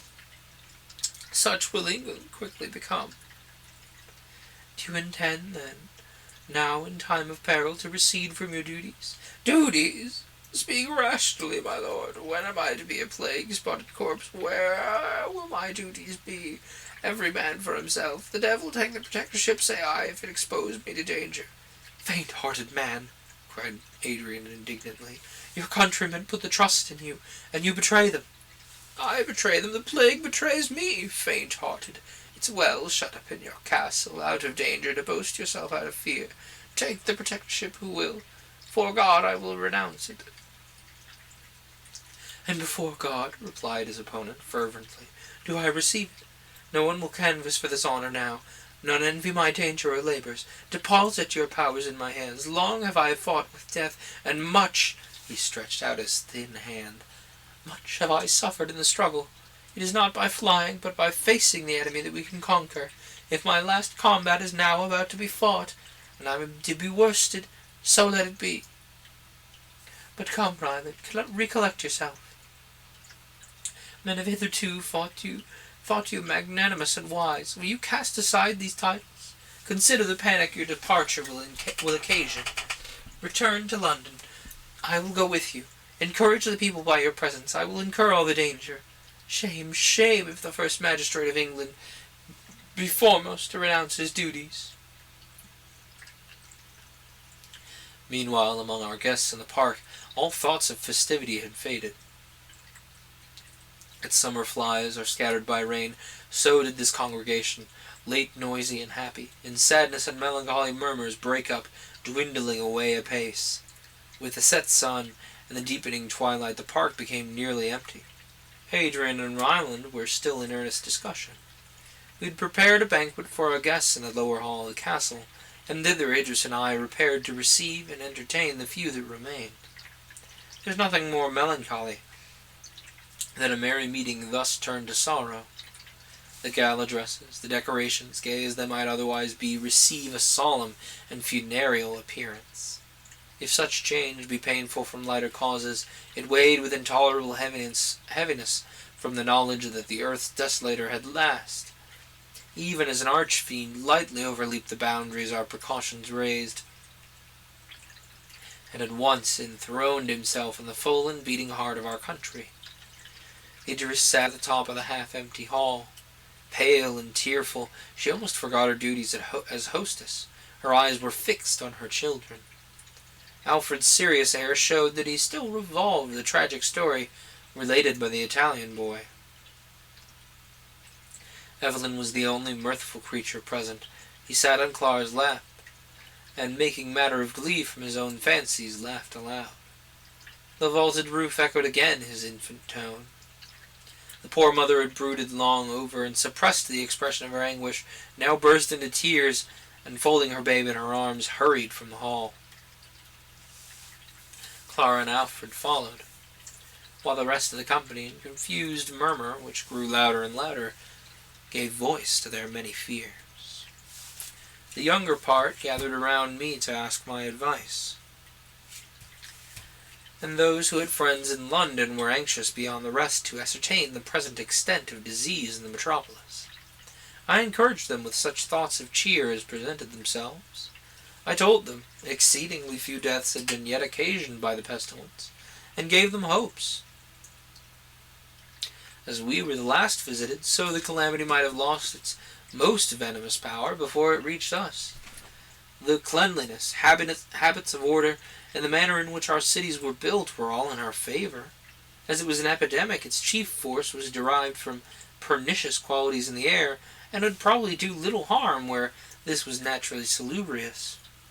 At first I had spoken only to those nearest me, but the whole assembly gathered about me, and I found that I was listened to by all. "My friends, our risk is common, our precautions and exertions shall be common also. If manly courage and resistance can save us, we shall be saved.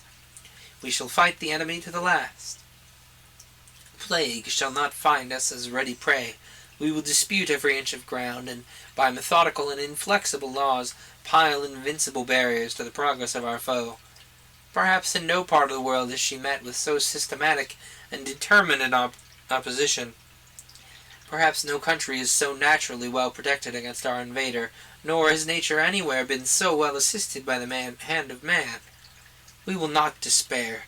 We are neither cowards nor fatalists, but believing that God has placed the means of our preservation in our own hands, we will use those means to our utmost. Remember that cleanliness, sobriety, and even good humor and benevolence are our best medicines." There was so little I could add to this general exhortation, for the plague, though in London, was not among us. I dismissed the guests, therefore, and they went thoughtful, more than sad, to await the events in store for them. I sought Adrian, anxious to hear the result of his discussion with Ryland. He had in part prevailed. The Lord Protector consented to return to London for a few weeks, during which times things should be arranged so as to occasion less consternation at his departure. Adrian and Idris were together. The sadness with which the former had heard that the plague was in London had vanished. The energy of his purpose informed his body with strength. The solemn joy of enthusiasm and self-devotion illuminated his countenance, and the weakness of his physical nature seemed to pass from him as the cloud of humanity did in the ancient fable from the divine lover of Semele. He was endeavoring to encourage his sister, and to bring her to look on his intent in a less tragic light than she was prepared to do, and with passionate eloquence he unfolded his designs to her. "Let me, at the first word, relieve your mind from all fear on my account. I will not task myself beyond my powers, nor will I needlessly seek danger. I feel that I know what ought to be done, and as my presence is necessary for the accomplishment of my plans, I'll take especial care to preserve my life. I am now going to undertake an office fitted for me. I cannot intrigue or work a tortuous path through the labyrinth of men's vices and passions, but I can bring patience and sympathy and such aid as art affords to the bed of disease. I can raise from earth the miserable orphan, and awaken to new hopes the shut heart of the mourner. I can enchain the plague in limits, and set a term to the misery it would occasion. Courage, forbearance, and watchfulness are all the forces I bring towards this great work. Oh, I shall be something now.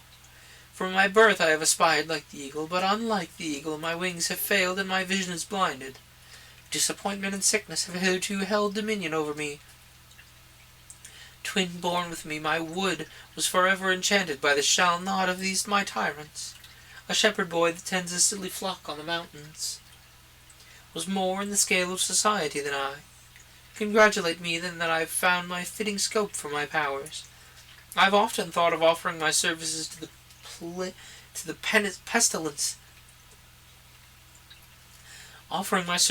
pestilence-stricken towns of France and Italy, but the fear of paining you in expectation of this catastrophe withheld me. To England and to Englishmen I dedicated myself. I can save one of her mighty spirits from the deadly shaft. I can ward diseases from one of her smiling cottages. I shall not live in vain."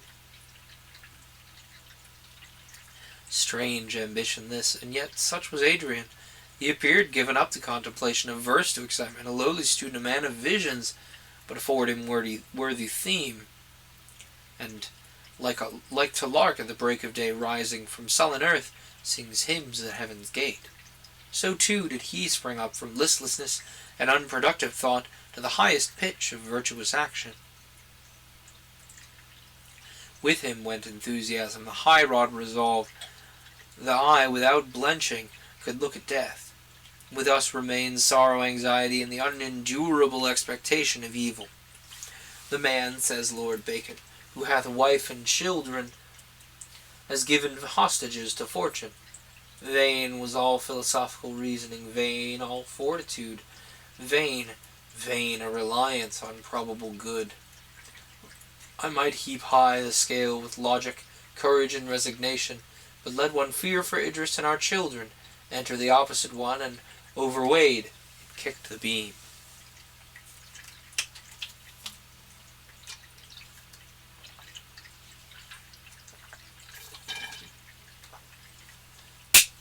The plague was in London. Fools that we were, not long ago, to have foreseen this. We wept over the ruin of the boundless continents of the East, and the desolation of the Western world, while we fancied that the little channel between our island and the rest of the earth was to preserve us alive among the dead. It was no mighty leap, methinks, from Calais to Dover. The eye easily discerns the sisterland. They were united once, and the little path that runs between us looks in a map, but as a trodden footway through high grass. And yet this small interval was to save us. The sea was to rise a wall of adamant, without disease and misery within, a shelter from evil, a nook of the garden of paradise, a particle of celestial soil which no evil could invade. Truly we were wise in our generation to imagine all these things. But we are awake now. The plague is in London. The air of England is tainted, and her sons and daughters strew the unwholesome earth. And now the sea, late in our defence, seems our prison bound. Hemmed in by its gulfs, we shall die like the famished inhabitants of a besieged town. Other nations have fellowship in death, but we, shut out from all neighbourhood, must bury our own dead, and little England become a wide, wide tomb. Sir, where did you even find a plastic bag? Huh? Come on, man. We're barely halfway through. We can't have you dig it. This feeling of universal misery assumed concentration and shape when I looked on my wife and children, and the thought of danger to them possessed my whole being with fear. How could I save them? I revolved 1,000 plans. They should not die. First I'd be gathered to nothingness, ere infection would come anear before these idols of my soul. I would walk barefoot through the world to find an uninfected spot. I'd build my home on some wave-tossed plank drifted about on the barren, shoreless ocean. I would betake me with them to some wild beast den, where a tiger's cubs, which I would slay, had been reared in health. I would seek the mountain eagle's eyrie, and live years suspended in some inaccessible recess of a sea-bounding cliff. No labour too great, no scheme too wild, if it promised life to them. Oh, ye heartstrings of mine, could ye be torn asunder, and my soul not spend itself in tears of blood for sorrow? Idris, after the first shock, regained a portion of fortitude. She studiously cut out all prospect of the future, and cradled her heart in present blessings. She never for a moment lost sight of her children, but while they in health sported about her, she could cherish contentment and hope. A strange and wild restlessness came over me, the more intolerable because I was forced to conceal it. My fears for Adrian were ceaseless. August had come, and the symptoms of plague increased rapidly in London. It was deserted by all who possessed the power of removing,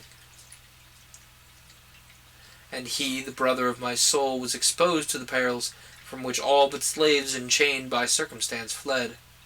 He remained to combat the fiend, his side unguarded, his toils unshared. Infection might even reach him, and he die unattended and alone. By day and night these thoughts pursued me.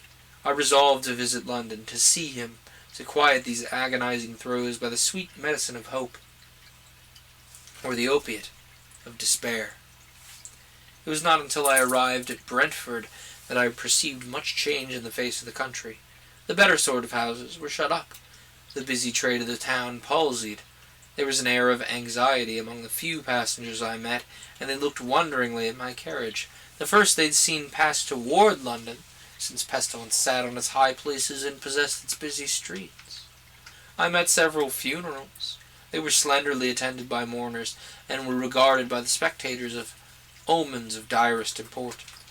Some gazed on these processions with wild eagerness, others fled timidly, and some wept aloud. Adrian's chief endeavour, after the immediate succour of the sick, had been to disguise the symptoms and progress of the plague from the inhabitants of London. He knew that fear and melancholy forebodings were powerful assistants to disease, that desponding and brooding care rendered the physical nature of man peculiarly susceptible of infection. No unseemly sights were therefore discernible. The shops were in general open, the concourse of passengers in some degree kept up, but although the appearance of an affected town was avoided, to me, who had not beheld it since the commencement of the visitation, London looked sufficiently changed. There were no carriages, and grass had sprung high in the streets.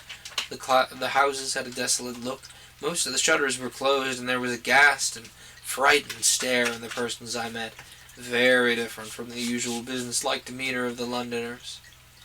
My solitary carriage attracted notice as it rattled along toward the Protectoral Palace, and the fashionable streets leading to it wore a still more dreary and deserted appearance.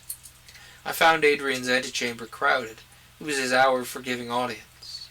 I was unwilling to disturb his labours and waited, watching the ingress and egress of the petitioners. They consisted of people of the middling and lower classes of society, whose means of subsistence failed with the cessation of trade, and of the busy spirit of money-making in all its branches, peculiar to our country. There was an air of anxiety, sometimes of terror, in the newcomers, strongly contrasted with the resigned and even satisfied mien of those who had had audience. I could read the influence of my friend in their quickened motions and cheerful faces. 2 o'clock struck, after which none were admitted. Those who had been disappointed went sullenly or sorrowfully away, while I entered the audience chamber. I was struck by the improvement that appeared in the health of Adrian. He was no longer bent to the ground like an overnursed flower of spring that, shooting up beyond its strength, is weighed down by even its own coronal of blossoms. His eyes were bright, his countenance composed. An air of concentrated energy was diffused over his whole person, much unlike its former languor. Magnus, I remind you again, my legs are attached. They are part of me. I need you to not stab me. He sat at a table with several secretaries who were arranging petitions or registering the notes made during that day's audience. 2 or 3 petitioners were still in attendance. I admired his justice and patience. Those who possessed a power of living out of London he advised immediately to quit it, affording them the means of so doing. Others, whose trade was beneficial to the city, or who possessed no other refuge, he provided with advice for better avoiding the epidemic, relieving overloaded families, supplying the gaps made in others by death. Order, comfort, and even health rose under his influence, as from the touch of a magician's wand. "I'm glad you're come," he said to me when we were at last alone. "I can only spare a few minutes, and must tell you much in that time. The plague is now in progress. It is useless closing one's eyes to the fact. The deaths increase each week. What will come I cannot guess. As yet, thank God, I'm equal to the government of the town, and I look only to the present. Ryland, whom I have so long detained, has stipulated that I shall suffer him to depart before the end of this month. The deputy appointed by Parliament is dead. Another therefore must be named. I have advanced my claim, and I believe I shall have no competitor. Tonight the question is decided, as there is a call of the House for the purpose. You must nominate me, Lionel. Ryland, for shame, cannot show himself. But you, my friend, will you do me this service?" How lovely his devotion!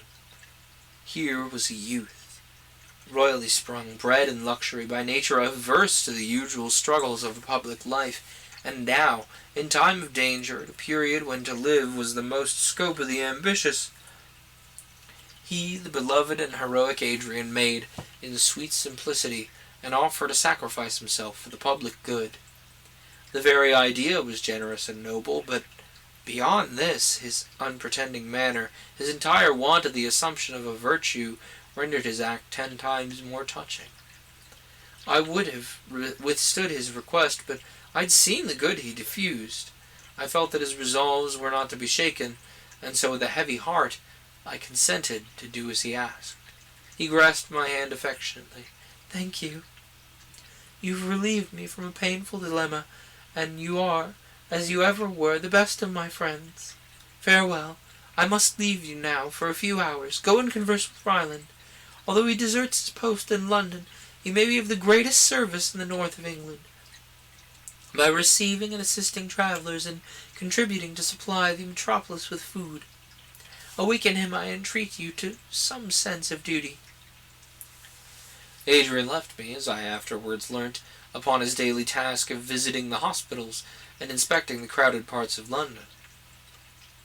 I found Ryland much altered, even from what he had been when he visited Windsor.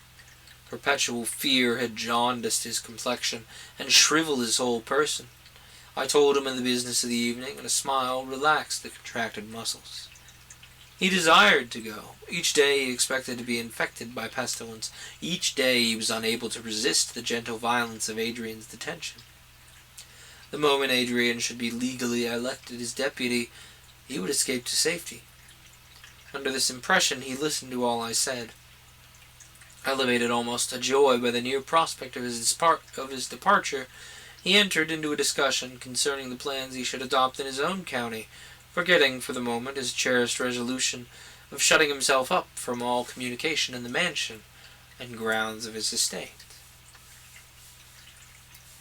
In the evening, Adrian and I proceeded to Westminster.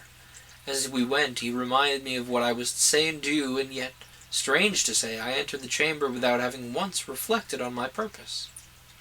Adrian remained in the coffee-room, while I, in compliance with his desire, took my seat in St. Stephen's. There reigned unusual silence in the chamber. I had not visited it since Raymond's protectorate, a period conspicuous for a number of attendance members, for the eloquence of the speakers and the warmth of the debate. The benches were very empty. Those by custom occupied by the hereditary members were vacant. The city members were there, the members of the commercial towns, a few landed proprietors, and not many of those who entered Parliament for the sake of a career. The first subject that occupied the attention of the House was an address from the Lord Protector, praying them to appoint a deputy during a necessary absence on his part. A silence prevailed till one of the members, coming to me, whispered that the Earl of Windsor had sent him word that I was to move his election, in absence of the person who had been first chosen for this office. Now, for the first time, I saw the full extent of my task, and I was overwhelmed by what I had brought on myself. Ryland had deserted his post through fear of the plague. From the same fear Adrian had no competitor, and I, the nearest kinsman of the Earl of Windsor, was to propose his election. I was to thrust this selected and matchless friend into the post of danger. Impossible! And yet the die was cast. I'd offer myself as a candidate.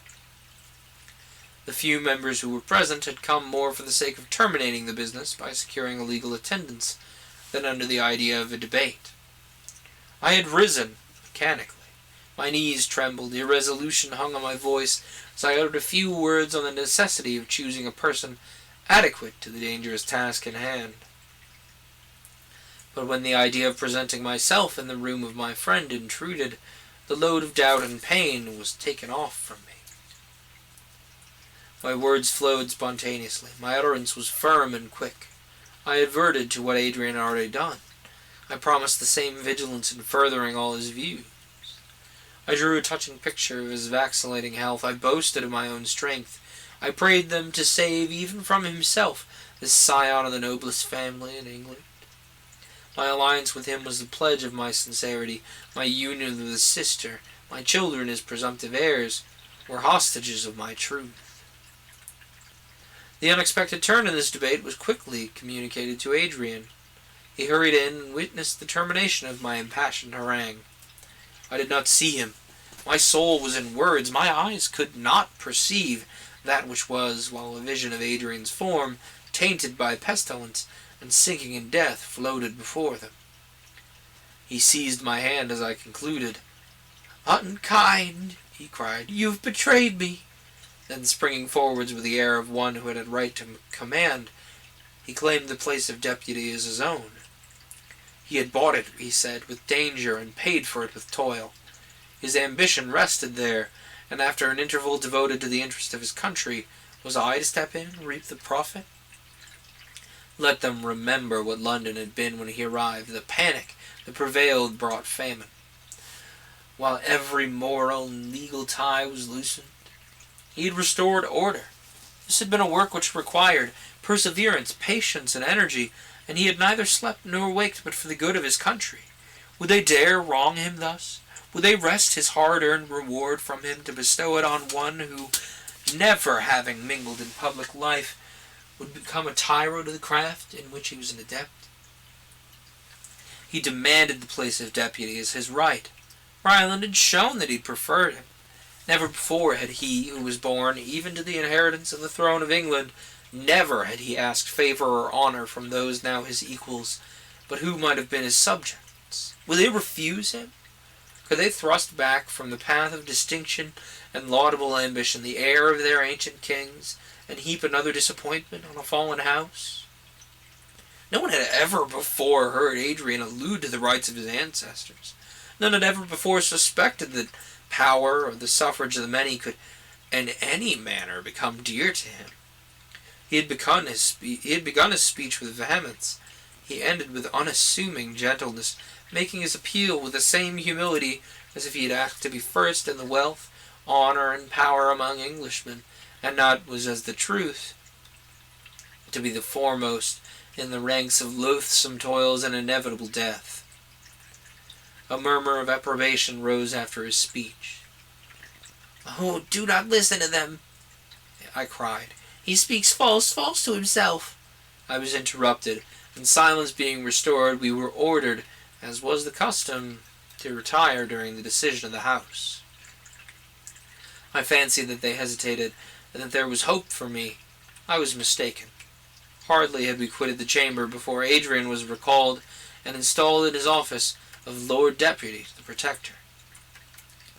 We returned together to the palace. "Why, Lionel, what did you intend? You could not hope to conquer, and yet you gave me the pain of a triumph over my dearest friend." "This is mockery. You devote yourself, you the adored brother of Idris, the being of all the world contains, dearest to our hearts, you devote yourself to an early death. I would have prevented this. My death would be a small evil, or rather I should not die, while you cannot hope to escape." "As to the likelihood of escaping, 10 years since the cold stars may shine on the graves of all of us. But as to my peculiar liability to infection, I could easily prove, both logically and physically, that in the midst of contagion I have a better chance of life than you. This is my post. I was born for this, to rule England in anarchy, to save her in danger, to devote myself for her. The blood of my forefathers cries aloud in my veins, and bids me be first among my countrymen. Or if this mode of speech offend you, let me say that my mother, the proud queen, instilled early into me a love of distinction, and all that if the weakness of my physical nature and my peculiar opinions had not prevented such a design, might have made me long since struggle for the lost inheritance of my race. But now my mother, or if you will, my mother's lessons, awaken within me. I cannot lead on to battle. I cannot through intrigue and faithlessness rear again the throne upon the wreck of English public spirit. But I can be the first to support and guard my country, now that the terrific disasters and ruin have laid strong hands upon her. That country and my beloved sister are all I have. I'll protect the first, the latter I commit to your charge. If I survive and she be lost, I were far better dead. Preserve her, for her own sake. I know that you will. If you require any other spur, think that in preserving her you preserve me. Her faultless nature, one sum of perfections, is wrapped up in her affections. If they were hurt, she would droop like an unwanted floweret, and the slightest injury they receive is a nipping frost to her. Already she fears for us. She fears for the children she adores, and for you, the father of these, her lover, husband, protector. And you must be near, long enough to support and encourage her. Return to Windsor, then, my brother, for such you are by every tie. Fill the double place my absence imposes on you, and let me, in all my sufferings here, turn my eyes toward that dear seclusion, and say there is peace." Okay, before we dive into Chapter 7, we are overdue for a little bit of a break. I'm going to put up the BRB. Now is the perfect time to go grab some water, some food if you haven't had any. If you need to be taking any medications, here's your reminder to do that. Definitely if you've been sitting along with me, or if you've been sitting throughout the podcast, now is a great time to get up and stretch your legs, get the blood moving. It's not good for you to sit quite so long, especially if you're of a poorer constitution as I am. Definitely get up and stretch. I will be back in a maximum of 15 minutes. I might be making myself a cup of tea. I'm definitely grabbing some water either way. But I will be back momentarily. Don't antagonize the mods while I'm out. And when I get back, we will hop into chapter 8. Or, wait, no, 7. Well, chapter 7 when I get back.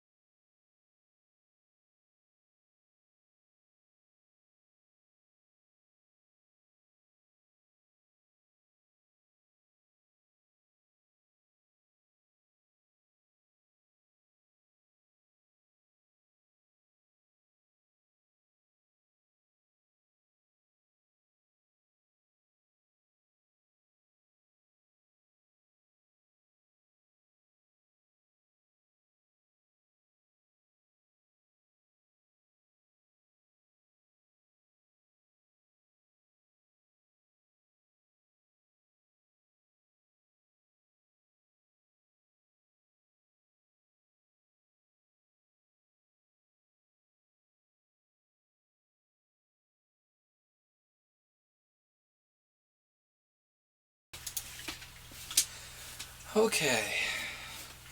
You know what I just noticed? This text needs to be very slightly lower. I'm gonna fix the other one while I'm at it. Library. Goodness gracious, kitty.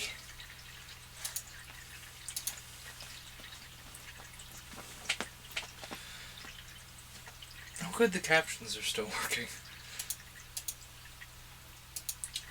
Why does the technical difficulties text look so much better than the other two? I need to fix that another time. We'll put this back on starting soon for next time I need it.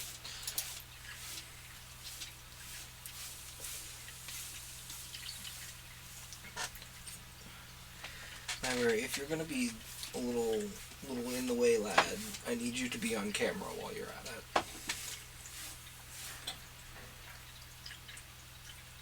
Yeah. Let the lovely audience see the baby. What do you think, Library Cat?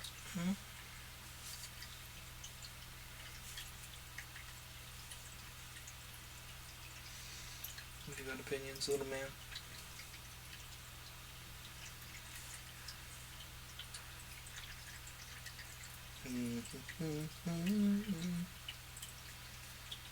Should be like a little way for me to manage my stream on Twitch here somewhere on mobile, because it yells about it every time I stream.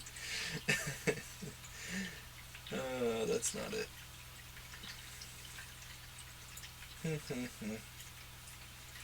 Well, I don't remember how to get it to play nice, so I'll do that later, I guess. Library, baby, you can't be doing that. Hey, big man. He's like, no, Dad, don't pick me up. I didn't do it. Being framed. Ah, that's the one I'm looking for. This guy. Okay. Now, if I could see the book, but unfortunately, library makes a better door than a window. Yeah, you're in the way. He's like, good. You're supposed to be asleep. Yeah, I know. I'll get there. I gotta finish reading before I can sleep. He's like, no, you gotta be asleep. But it's the weekend. I still have 20 minutes for it to sleep at a minimum. Come here. No more hassle on the table. Only love. He's like, no. Yeah. I should go to bed, and I will go to bed sooner rather than later. But first, we gotta read some more. We got much more reading to do. Young man. 5, 6, 7. Chapter 7.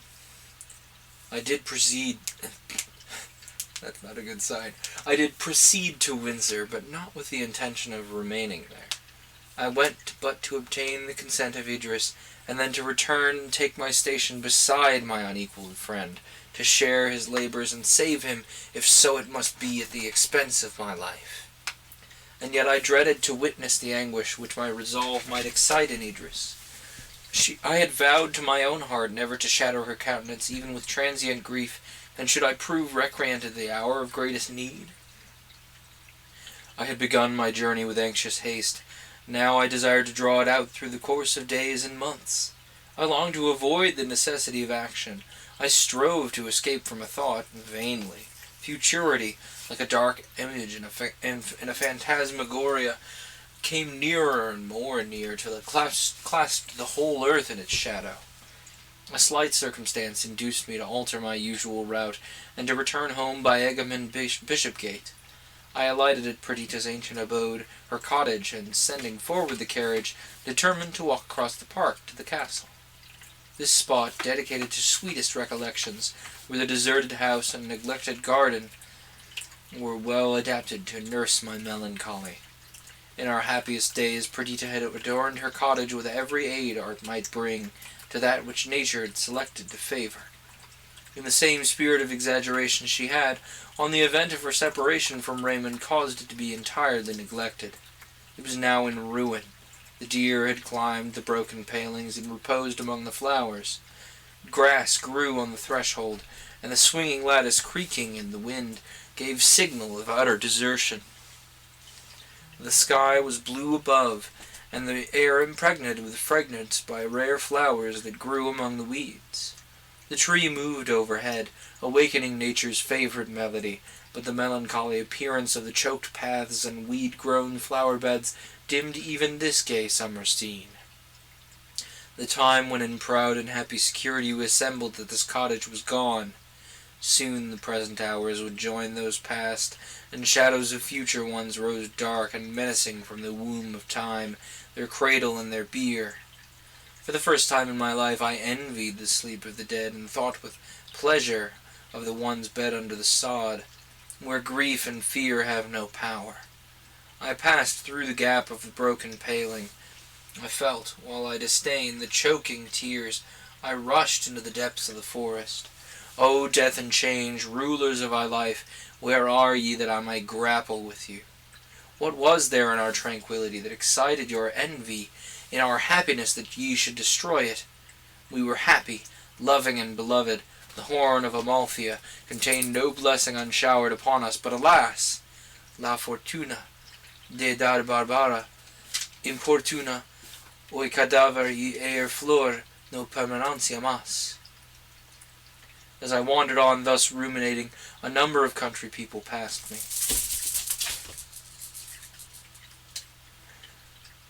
They seemed full of careful thought, and a few words of their conversation that reached me induced me to approach and make further enquiries. A party of those people flying from London, as was frequent in those days, had come up the Thames in a boat. No one at Windsor could afford them shelter, so, going a little further up, they remained all night in a deserted hut near Bolter's Lock. They pursued their way the following morning, leaving one of their company behind them, sick of the plague. This circumstance once spread abroad, none dared approach within half a mile of the infected neighborhood, and the deserted wretch was left to fight with disease and death and solitude as he best might. I was urged by compassion to hasten to the hut, for the purpose of ascertaining his situation and administering to his wants. As I advanced, I met knots of country people talking earnestly of this event. Distant as they were from the apprehended contagion, fear was impressed on every countenance. I passed by a group of these terrorists in a lane on the direct road to the hut. One of them stopped me, and conjecturing that I was ignorant of the circumstance, told me not to go on, for that an infected person lay but at a short distance. "I know it, and I'm going to see in what condition the poor fellow is." A murmur of surprise and horror ran through the assembly, and I continued, "The poor wretch is deserted, dying, succourless in these unhappy times. God knows how soon any or all of us may be in like want. I'm going to do as I would be done by." "But you'll never be able to return to the castle, Lady Idris, his children," in confused speech were the words that struck my ear. "Do you not know, my friends, that the Lord Earl himself, now Lord Protector, visits daily, but not only those probably infected by this disease, but the hospitals and pest houses, going near and even touching the sick? Yet he was never in better health. You labor under an entire mistake as to the nature of the plague, but do not fear. I do not ask any of you to accompany me, nor to believe me until I return safe and sound from my patient." Sorry, I'm going to save that particular line. That seems like a very spicy way to call some people out on Twitter. You labor under an entire mistake as to the nature of the plague. There are several people I want to spit that at right now.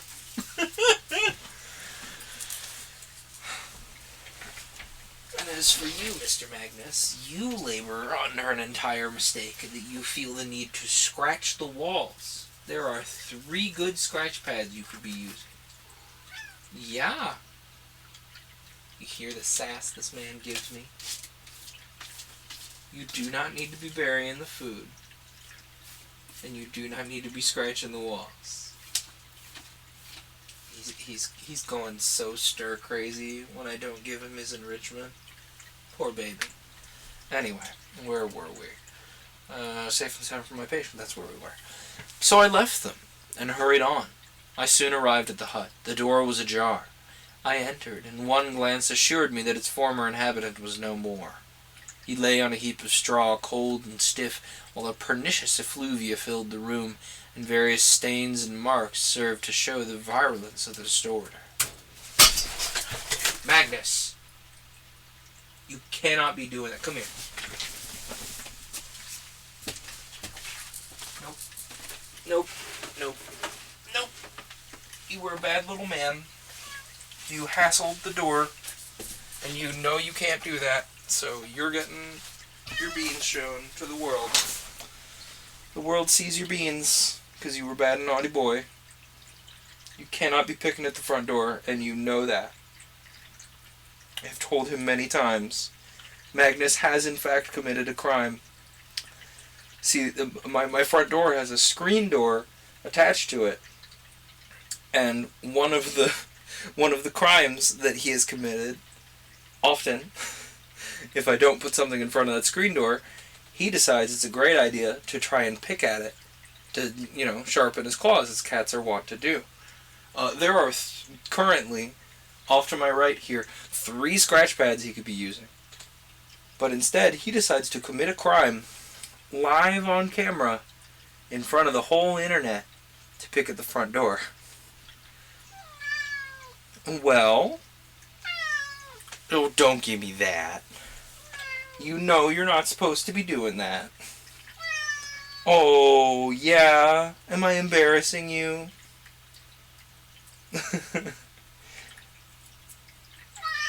Yeah. Are you sufficiently embarrassed? Oh, you've got a point. I guess you are sufficiently embarrassed for your crimes. Anything else to say to the world? He's like, please put me down. Fine. I have sufficiently embarrassed you, kitty baby. I have completely lost my place. Does anyone remember where I was? Virulence of the disorder, maybe? Now that I've sufficiently shamed my cat for being a gerblin. Yeah, I think that's where we were. I had never before beheld one killed by this pestilence. While every mind was full of dismay at its effects, a craving for excitement had led us to peruse Defoe's account, and the masterly delineations of the author Arthur Mervyn. Mervyn? Yeah.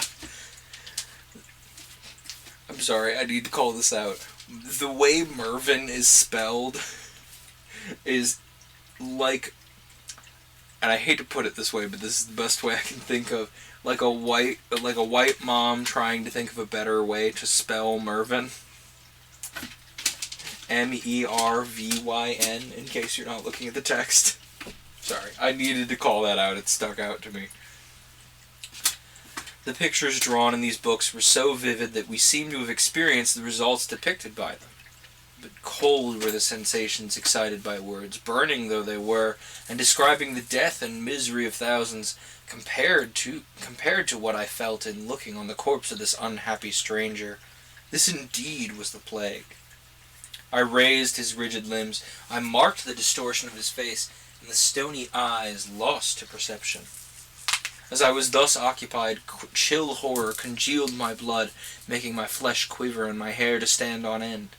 Half insanely I spoke to the dead. "So the plague killed you," I muttered. "How came this? Was the coming painful? You look as if the enemy had tortured before he murdered you." And now I leapt up precipitately, and escaped from the hut before nature could revoke her laws and inorganic words be breathed in answer from the lips of the departed. On returning through the lane, I saw at a distance the same assemblage of persons which I had left. They hurried away as soon as they saw me. My agitated mien added to their fear of coming near one who had entered within the verge of contagion. At a distance from facts, one draws conclusions which appear infallible, and yet when put to the test of reality vanished like unreal dreams. I had ridiculed the fears of my countrymen when they related to others. Now that they had come home to myself, I paused. The Rubicon, I felt, was past, and it behoved me well to reflect what I should do on this hither side of disease and danger.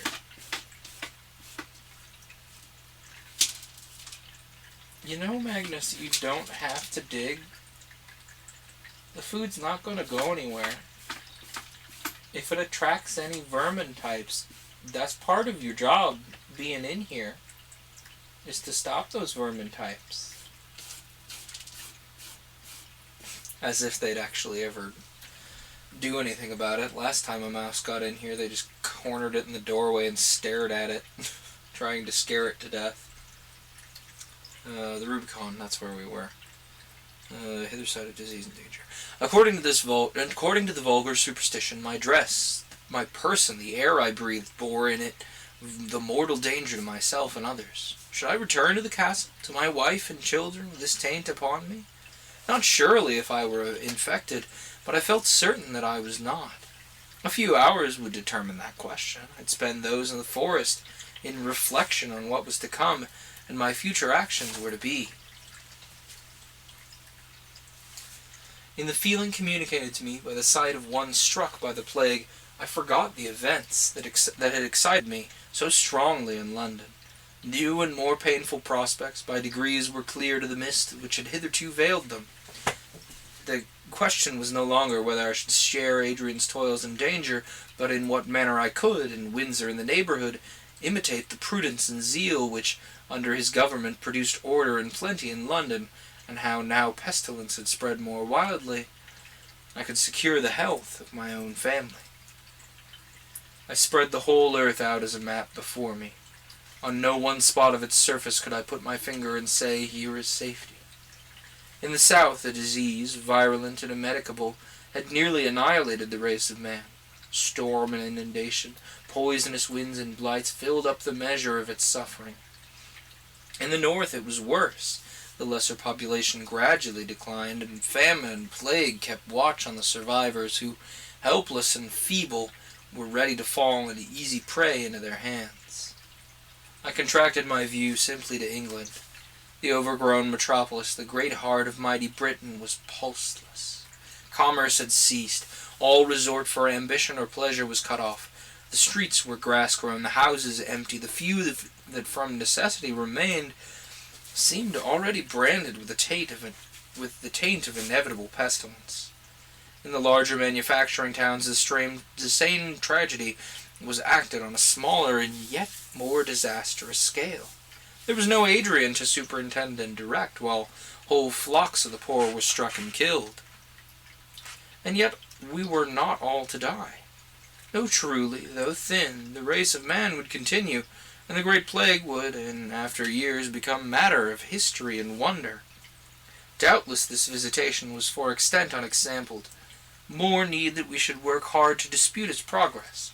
Ere this men have gone out in sport, and slain their thousands and tens of thousands, but now man become a creature of price.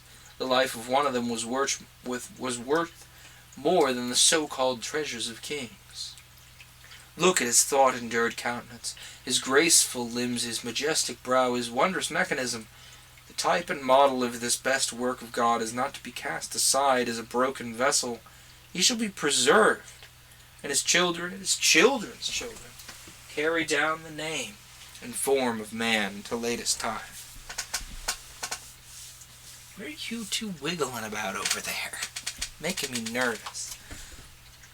Above all, I must guard those entrusted by nature and fate to my special care. And surely, if among all my fellow creatures I were to select those who might stand forth examples of the greatness and goodness of man, I would choose no other than those allied to me by the most sacred ties. Some from among the family of man must survive, and these must be among the survivors. That should be my task. To accomplish it, my own life were a small sacrifice. There, then, in that castle, in Windsor Castle, birthplace of Idris and my babes, should be the haven and retreat for the wrecked bark of human society. Its forest should be our world, its garden afford us food. Within its walls I could establish the shaken throne of health. I was an outcast and a vagabond when Adrian gently threw over me the silver net of love and civilization, and linked me inextricably to human charities and human excellence. Excuse me for a moment. Kitty, we have discussed at great length why the kitchen is illegal. Thank you. I was one who, though an aspirant after good and an ardent lover of wisdom, was yet unenrolled in any list of worth when Idris, the princely born, who was herself the personification of all that was divine in woman, she who walked the earth like a poet's dream, as a carved goddess endued with sense or pictured saint stepping from the canvas, she, most worthy, chose me and gave me herself, a priceless gift. During several hours I continued thus to meditate, till hunger and fatigue brought me back to the passing hour, then marked by long shadows cast from the descending sun. I had wandered towards Bracknell, far to the west of Windsor. The feeling of perfect health which I enjoyed assured me that I was free from contagion. I remembered that Idris had been kept in ignorance of my proceedings. She might have heard of my return from London, and my visit to Bolter's Lock, which, connected with my continued absence, might tend greatly to alarm her.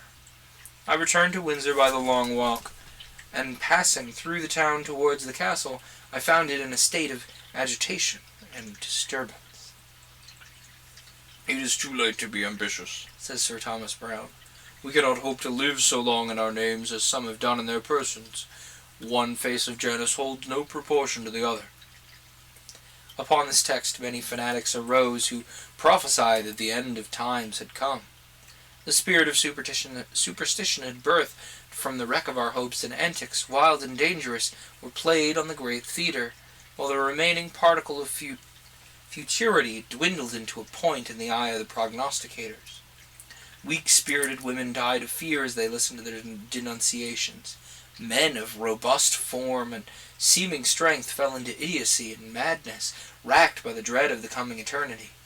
A man of this kind was now pouring forth his eloquent despair among the inhabitants of Windsor. The scene of the morning and my visit to the dead, which had been spread abroad, had alarmed the country people, so they had become fit instruments to be played upon by a maniac. The poor wretch had lost his young wife and lovely infant by the plague. He was a mechanic, and rendered unable to attend to the occupation which supplied his necessities, famine was added to his other miseries. He left the chamber which contained his wife and child no more, but dead earth upon the earth, wild with hunger, watching and grief. His diseased fancy made himself believe that he was sent by heaven to preach the end of time to the world. He entered the churches and foretold to the congregations their speedy removal to the vaults below. He appeared like the forgotten spirit of time in the theatres, and bade the spectators go home and die. He had been seized and confined, but he had escaped, and wandered from London among the neighbouring towns to be unveiled each of their hidden fears, and gave voice to the soundless thought they dared not give syllable. Alright, library. You wanna come join them? You wanna come join the stream? Come here. No? Okay. Oh, there he goes. He stood under the arcade of the town hall of Windsor, and from this elevation harangued a trembling crowd. "Hear ye, O inhabitants of the earth! Hear thou all-seeing but most pitiless heaven! Hear thou too, O tempest-tossed heart, which breathes out these words, yet faints beneath their meaning. Death is among us. The grave is beautiful and flower-bedecked, but she is our grave. The clouds of heaven weep for us, the pageantry of stars is but our funeral torchlight. Grey-headed men, ye hoped for yet a few years in your long-known abode, but the lease is up.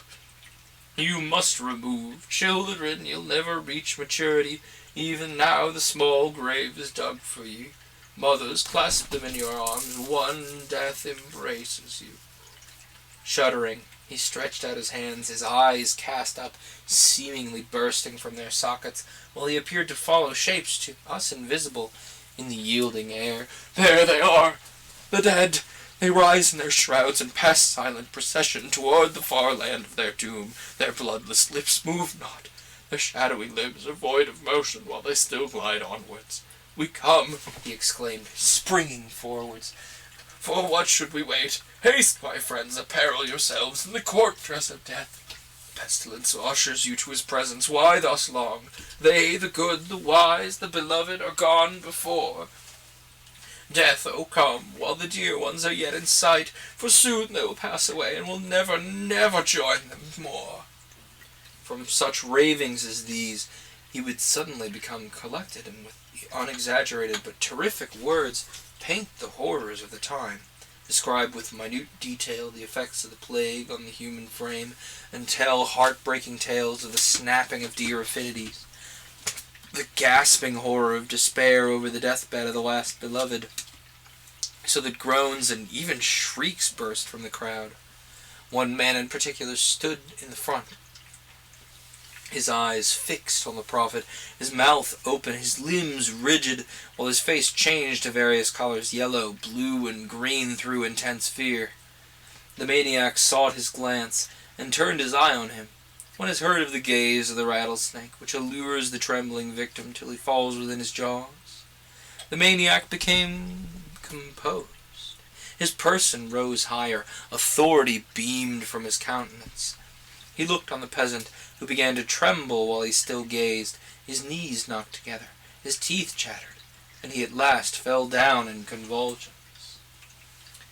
That man has the plague," said the maniac, calmly. A shriek burst from the lips of the poor wretch, and then sudden motionlessness came over him. It was manifest to all that he was dead. And what else is manifest to all? That's right. Magnus, most manifestly, decided to pick at the door again. Yeah, well, don't pick at the door, and the world won't have to see your toe beans. Bad and naughty boys get their toe beans shown to the world. Beep, beep, beep, beep.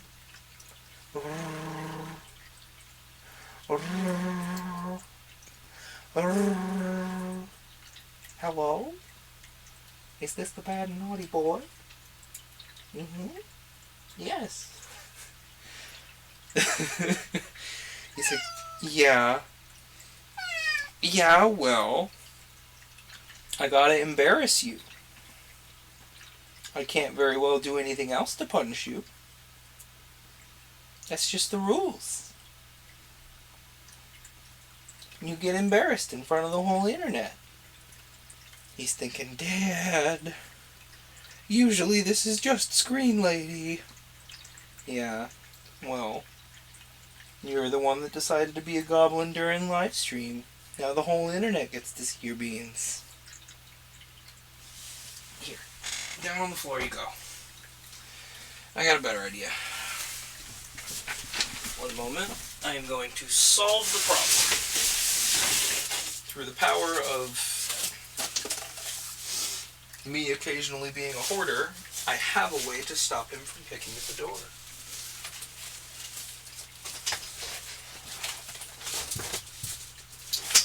I have this chunk of foam from when something relatively large was shipped my way, and I've kept it around because it is perfect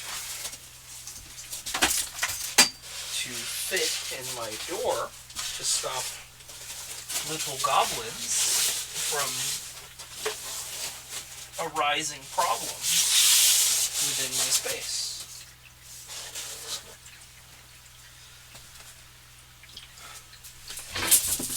My apologies for doing this while we are reading, but clearly Magnus could not wait for it, so better a lengthy interruption now than many small ones going forward,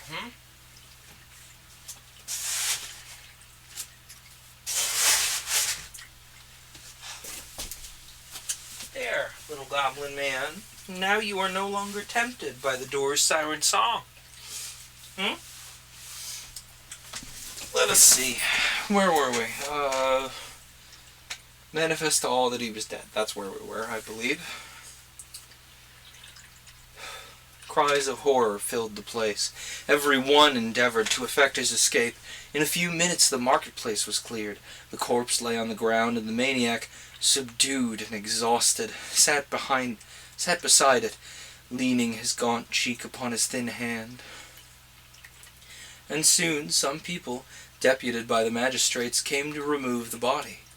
The unfortunate being saw a jailer in each. The unfortunate being saw a jailer in each. He fled precipitately, while I passed onwards to the castle. Death, cruel and relentless, had entered these beloved walls. An old servant who had nursed on Idris in infancy, and who lived with us more on the footing of a revered relative than a domestic, had gone a few days before to visit a daughter married and settled in the neighborhood of London. On the night of her return, she sickened of the plague. From the haughty and unbending nature of the Countess of Windsor, Idris had few tender filial associations with her. This good woman had stood in the place of a mother, and her very deficiencies of education and knowledge, by rendering her humble and defenseless, endeared her to us. She was the especial favorite of the children.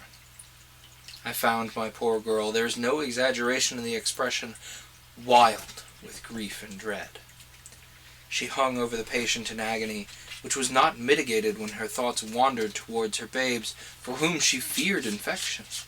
My arrival was like the newly discovered lamp of a lighthouse to sailors who are weathering some dangerous point. She deposited her appalling doubts in my hands. She relied on my judgment, and was soon comforted by my participation in her sorrow. Soon our poor nurse expired, and the anguish of suspense was changed to deep regret, which, though at first more painful, yet yielded with the greater readiness to any consolations. Sleep, the sovereign balm, at length steeped her tearful eyes in forgetfulness. She slept, and quiet prevailed in the castle, whose inhabitants were hushed to repose. I was awake, and during the long hours of dead night, my busy thoughts worked in my brain like 10,000 mill-wheels, rapid, acute, untamable. All slept, all England slept, and from my window, commanding a wide prospect of the star-illumined country, I saw the land stretched out in placid rest. I was awake, alive, while the brother of death possessed my race. What if the more potent of these fraternal deities should obtain dominion over it? The silence of midnight, to speak truly, though apparently a paradox, rung in my ears. The solitude became intolerable. I placed my hand on the beating heart of Idris. I bent my head to catch the sound of her breath, to assure myself that she still existed. For a moment I doubted whether I should not awake her, so effeminate a horror ran through my frame. Great God, would one day it be thus? One day, all extinct, save myself, should I walk the earth alone? Were these warning voices, whose inarticulate and oracular sense forced belief upon me? And yet I would not call them voices of warning that announce to us only the inevitable. As the sun, ere it is risen, sometimes paints its image in the atmosphere, so often do the spirits of great events stride on before the events, and in today already walks tomorrow. Few more footnotes. Increasingly, the further we get into this novel, the more footnotes crop up.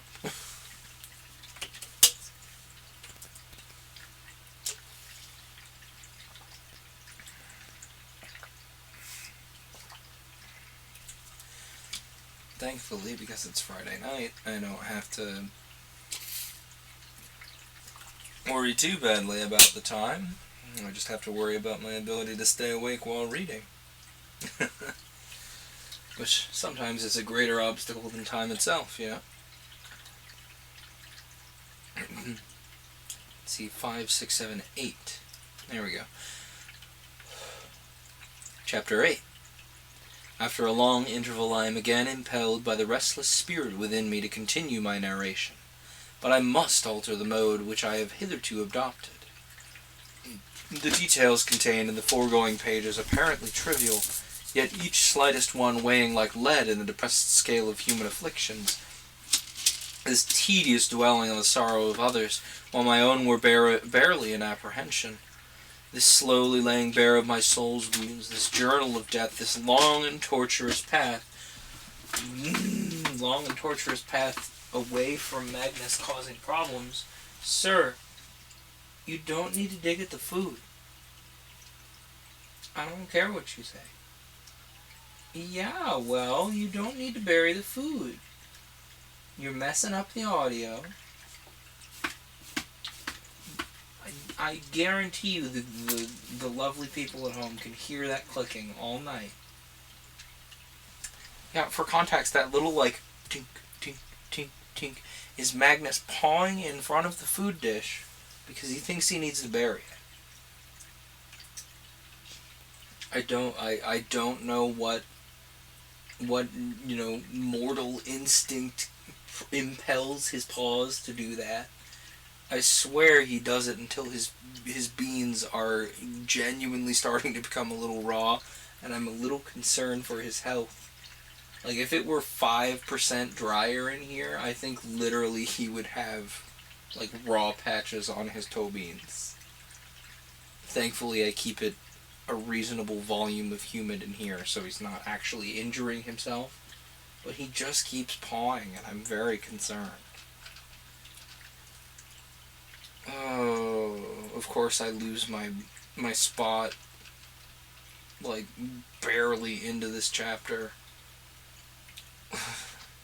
Tedious dwelling on the sorrow of others, while my own world passion, slowly laying bare of the soul's wounds, journal of death, etc., etc. Countless tears awaken me to keen grief. Ah, yeah, that's where we were. I stopped roughly there.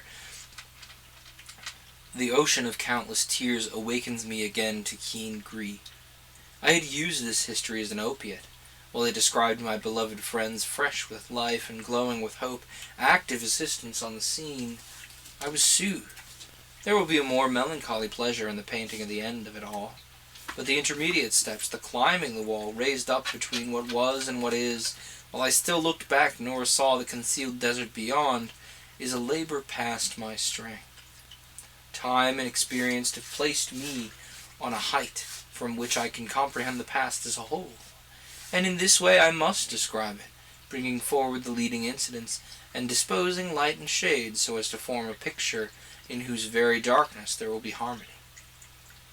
It would be needless to narrate those disastrous occurrences for which a parallel might be found in any slighter visitation of our gigantic calamity.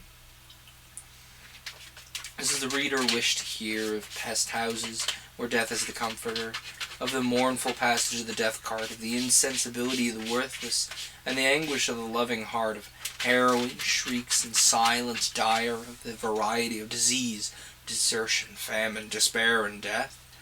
There are many books which can feed the appetite craving for these things. Let them turn to the accounts of Boccaccio, Defoe, and Brown. The vast annihilation which has swallowed all things, the voiceless solitude of the once busy earth, the lonely state of singleness which hems me in, has deprived even such details of their stinging reality, and mellowing the lurid tints of past anguish with poetic hues. I am able to escape from the mosaic of circumstance, by perceiving and reflecting back the grouping and combined coloring of the past.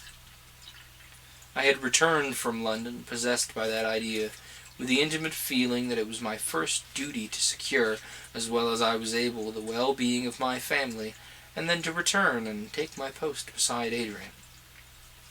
The events that immediately followed on my arrival at Windsor changed this view of things. The plague was not in London alone, it was everywhere. It came on us, as Ryland had said, like 1,000 packs of wolves howling through the winter night, gaunt and fierce. When once disease was introduced into the rural districts, its effects appeared more horrible, more exigent, and more difficult to cure than in towns. There was a companionship in suffering there, and the neighbors keeping constant watch on each other, and inspired by the active benevolence of Adrian, succor was afforded, and the path of destruction smoothed. But in the country, among the scattered farmhouses, in lone cottages, in fields and barns, tragedies were acted, harrowing to the soul, unseen, unheard, unnoticed. Medical aid was less easily procured, food was more difficult to obtain, and human beings unwithheld by shame, for they were unbeheld of their fellows, ventured on deeds of greater wickedness, or gave way more readily to their abject fears. Conversely, deeds of heroism also occurred, whose very mention swells the heart and brings tears into the eyes. Such is human nature, that beauty and deformity are often closely linked. In reading history, we are often chiefly struck by the generosity and self-devotion that follow close on the heels of crime, veiling with supernal flowers to the stain of blood. Such acts were not wanting to adorn the grim train that waited on the progress of the plague.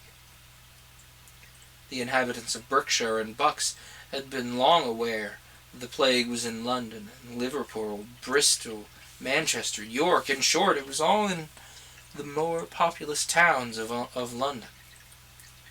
They were not, however, the less astonished and dismayed when it appeared among themselves. They were impatient and angry in the midst of terror. They would do something to throw off the clinging evil, and while in action they fancied that a remedy was applied. The inhabitants of the smaller towns left their houses, pitched tents in the fields, wandering separate from each other, careless of the hunger or the sky's inclemency, while they imagined that they avoided the death-dealing disease. The farmers and cottagers, on the contrary, struck with a fear of solitude and madly desirous of medical assistance, flocked into the towns. But winter was coming, and with winter, hope. In August, the plague that appeared in the country of England, and during September, it made its ravages. Toward the end of October, it dwindled away and was in some degree replaced by a typhus of hardly less virulence. The autumn was warm and rainy. The infirm and sickly died off. Happier they. Many young people, flushed with health and prosperity, were made pale by wasting malady, and they became the inhabitants of the grave. The crop had failed. The bad corn and want of foreign wines added vigor to disease. Before Christmas, half England was under water. The storms of last winter were renewed, but the diminished shipping of this year caused us to feel less the tempests of the sea. The flood and storms did more harm to continental Europe than to us, giving, as it were, the last blow to calamities which destroyed it. In Italy the rivers were unwatched by the diminished peasantry, and like wild beasts from their lair, when hunters and dogs are afar, did Tiber, Arno, and Po rush upon and destroy the fertility of the plains. Whole villages were carried away.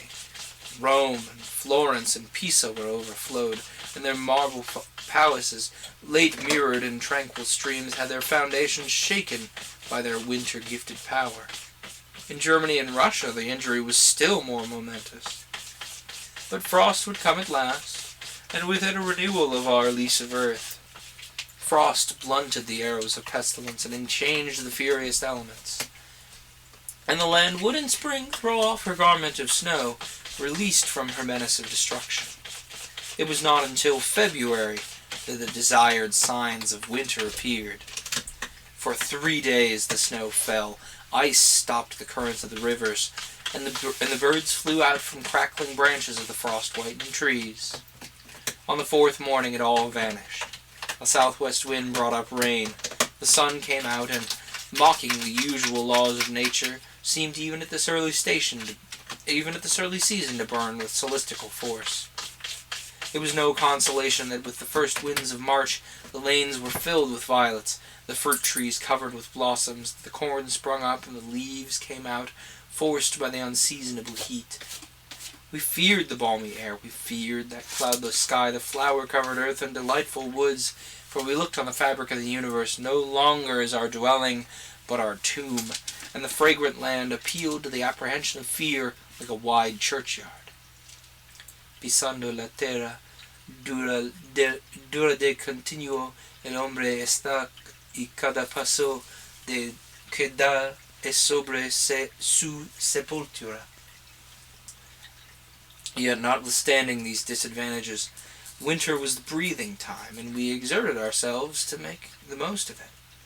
Plague might not revive with the summer, but if it did, it should find us prepared.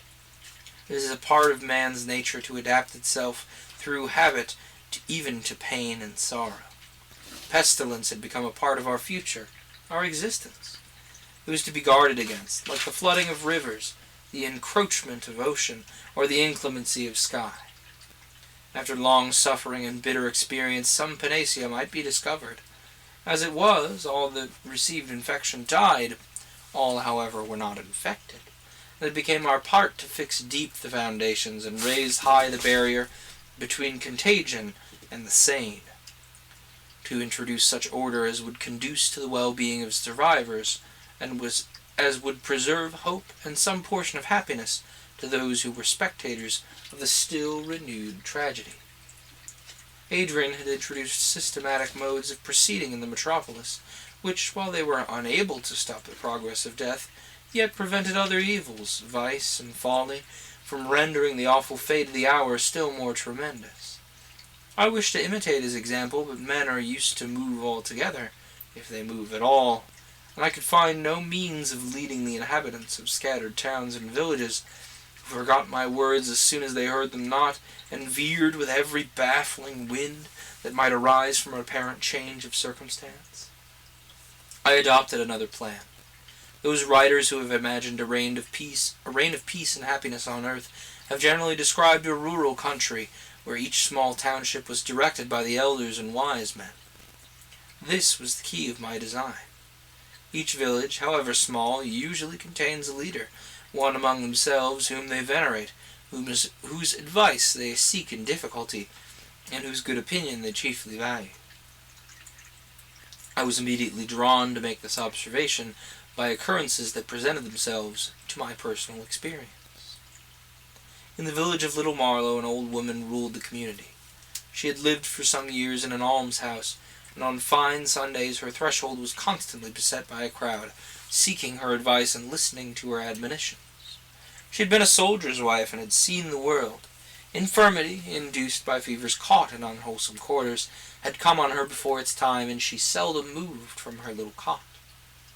The plague entered the village, and while fright and grief deprived the inhabitants of the little wisdom they possessed, old Martha stepped forward and said, "Before now I've been in a town where there was the plague." "And you escaped?" "No, but I recovered." After this, Martha was seated more firmly than ever on the regal seat, elevated by reverence and love. She entered the cottages of the sick. She relieved their wants with her own hand. She betrayed no fear, and inspired all who saw her with some portion of her native courage. She attended the markets, insisted upon being supplied with food for those who were too poor to purchase it.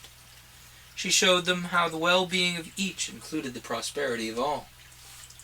She would not permit the gardens to be neglected, nor the very flowers in the cottage lattices to droop from want of care.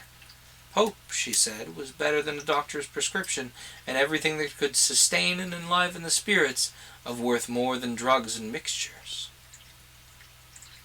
It was the sight of Little Marlow and my conversations with Martha that led me to the plan I formed. I had before visited the manor houses and gentlemen's seats, and often found the inhabitants actuated by the purest benevolence, ready to lend their utmost aid for the welfare of their tenants. But this was not enough. The intimate sympathy generated by similar hopes and fears, similar experience and pursuits, was wanting here. The poor perceived that the rich possessed other means of preservation than those could be partaken of by themselves. Seclusion, and, as far as circumstances permitted, freedom from care. They could not place reliance on them, but turned with tenfold dependence to the succor and advice of their equals. I resolved, therefore, to go from village to village, seeking out the rustic archon of the place, and by systematizing their exertions and enlightening their views, increase both their power and their use among their fellow cottagers. Many changes also now occurred in these spontaneous regal elections. Depositions and abdications were frequent, while in the place of the old and prudent, the ardent youth would step forward eager for action regardless of danger. Often, too, the voice to which all listened was suddenly silenced, the helping hand cold, the sympathetic eye closed, and the villagers feared still more than death that had selected a choice victim, shivering in dust the heart that had beat for them, reducing to incommunicable annihilation the mind forever occupied with projects for their welfare. Whoever labors for man must often find ingratitude watered by vice and folly, spring from the grain which he has sown. Death, which had in our younger days walked the earth like a thief that comes in the night, now rose from his subterranean vault, girt with power, with dark banner floating, came a conqueror. Many saw, seated above his vice-regal throne, a supreme providence who directed his shafts and guided his progress, and they bowed their heads in resignation, or at least in obedience. Others perceived only a passing causality. A casualty, rather. They endeavored to exchange terror for heedlessness, and plunged into licentiousness to avoid the agonizing throes of worst apprehension.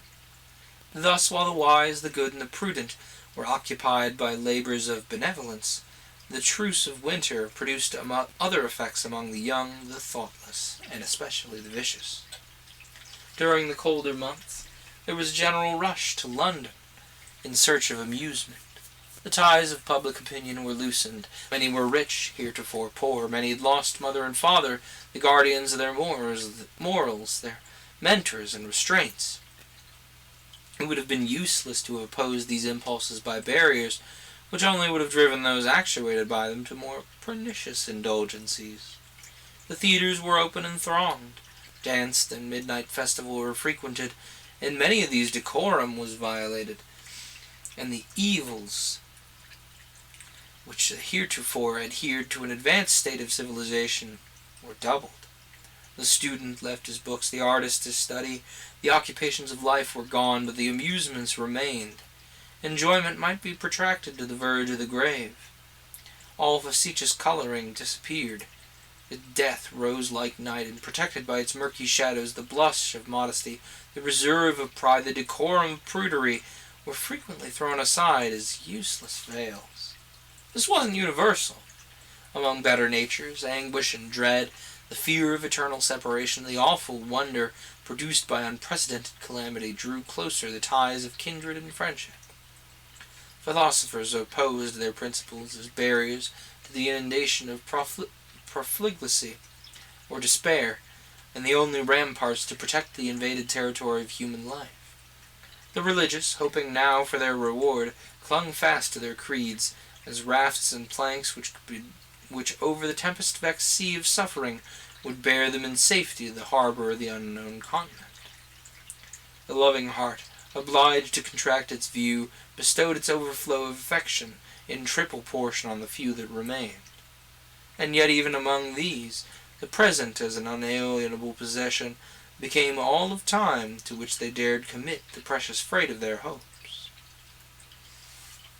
The experience of immemorial time had taught us formerly to count our enjoyments by years, and extend our prospect of life through a lengthened period of progression and decay.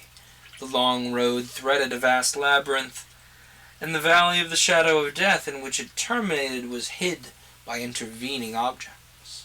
But an earthquake had changed the scene. Under our very feet the earth yawned, deep and precipitous, the gulf below opened to receive us, while the hours charioted us toward the chasm. But it was winter now, and months must elapse before we were hurled from our security. We became ephemera, to whom the interval between the rising and setting sun was as a long-drawn year of common time. We should never see our children ripen into maturity, nor behold their downy cheeks roughen, their blithe hearts subdued by passion or care, but we have them now. They lived, and we lived. What more could we desire? With such schooling did my poor Idris try to hush thronging fears, and in some measure succeeded. It was not as in summertime, when each hour might bring the dreaded fate. Until summer we felt sure, and this certainty, short-lived as it must be, yet for a while satisfied her maternal tenderness. I know not how to express or communicate the sense of concentrated, intense, though evanescent transport that imparadized us in our present hour. Our joys were dearer because we saw their end. They were keener because we felt, to its fullest extent, their value. They were purer because their essence was sympathy. As a meteor is brighter than a star, did the felicity of this winter contain in itself the extracted delights of a long, long life. How lovely is spring! As we looked from Windsor Terrace on the 16 fertile counties spread beneath, speckled by happy cottages and wealthier towns, all looked as in former years, heart-cheering and fair. The land was ploughed. The slender blades of wheat broke through the dark soil. The fruit trees were covered with buds. The husbandman was abroad in the fields. The milkmaid tripped home with well-filled pails. The swallows and martins struck the sunny pools with their long-pointed wings. The new-dropped lambs reposed on the young grass. The tender growth of leaves lifts its sweet head into the air and feeds its silent space with ever-sprouting green. Man himself seemed to regenerate and feel the frost of winter yield to an elastic and warm renewal of life. Reason told us that care and sorrow would grow with the opening year, but how to believe the ominous voice breathed up with pestiferous vapors from fear's dim cavern, while nature, laughing and scattering from her green lap flowers and fruits and sparkling waters, invited us to join the gay mask of young life she led upon the scene.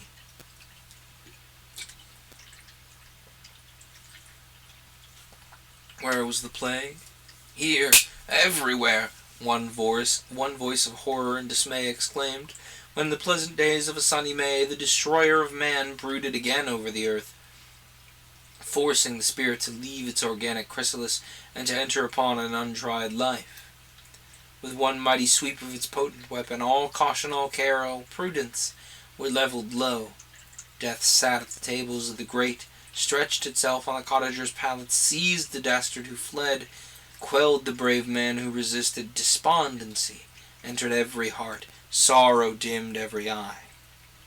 Sights of woe became familiar to me, and were I to tell all of anguish and pain that I witnessed, of the despairing moans of age, and the more terrible smiles of infancy in the bosom of horror, my reader, his limbs quivering and his hair on end, would wonder how I did not, seized with sudden frenzy, dash myself from some precipice, and so close my eyes forever on the sad end of the world. But the powers of love, poetry, and creative fancy will dwell even beside the sick of the plague, with the squalid and with the dying.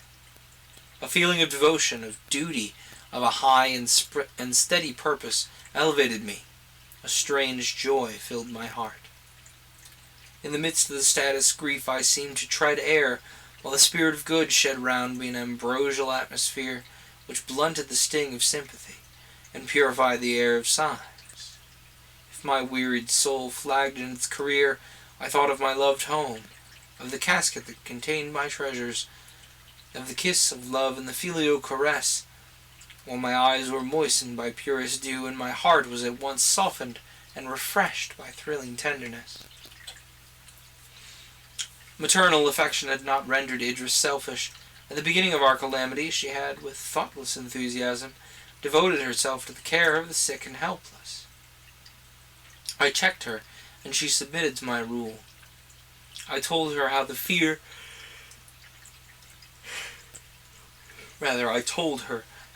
of her danger palsied my exertions, how the knowledge of her safety strung my nerves to endurance. I showed her the dangers which her children incurred during her absence, and she at length agreed to not go beyond the enclosure of the forest.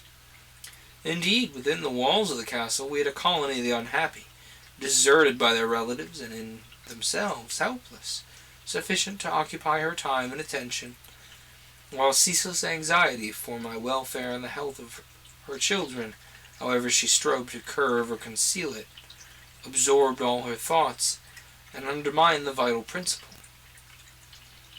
After watching over and providing for their safety, her second care was to hide from me her anguish and tears. Each night I returned to the castle and found there repose and love awaiting me. Often I waited beside the bed of death till midnight, and through the obscurity of rainy, cloudy nights rode many miles, sheltered by one circumstance only, the safety and sheltered response of those I love. If some scene of tremendous agony shook my frame and fevered my brow, I would lay my head under the lap of Idris, and the tumultuous pulses subside into a temperate flow. Her smile could raise me from hopelessness. Her embrace bathed my sorrowing heart in clean peace. Some were advanced, and crowned with the sun's potent rays. The plague shot her in unerring shafts over the earth. The nations beneath their influence bowed their heads and died. The corn that had sprung up lay in autumn, rotting on the ground, while the melancholy wretch had gone out to gather his bread for his children, lay stiff and plague-struck in the furrow. The green woods saved their boughs, or waved their boughs majestically, while the dying were spread beneath their shade, answering the solemn melody with inharmonious cries. The painted birds flitted through the shades, the careless deer reposed unhurt upon the fern, the oxen and the horses strayed from their unguarded stables, and grazed among the wheat, for death fell on man alone.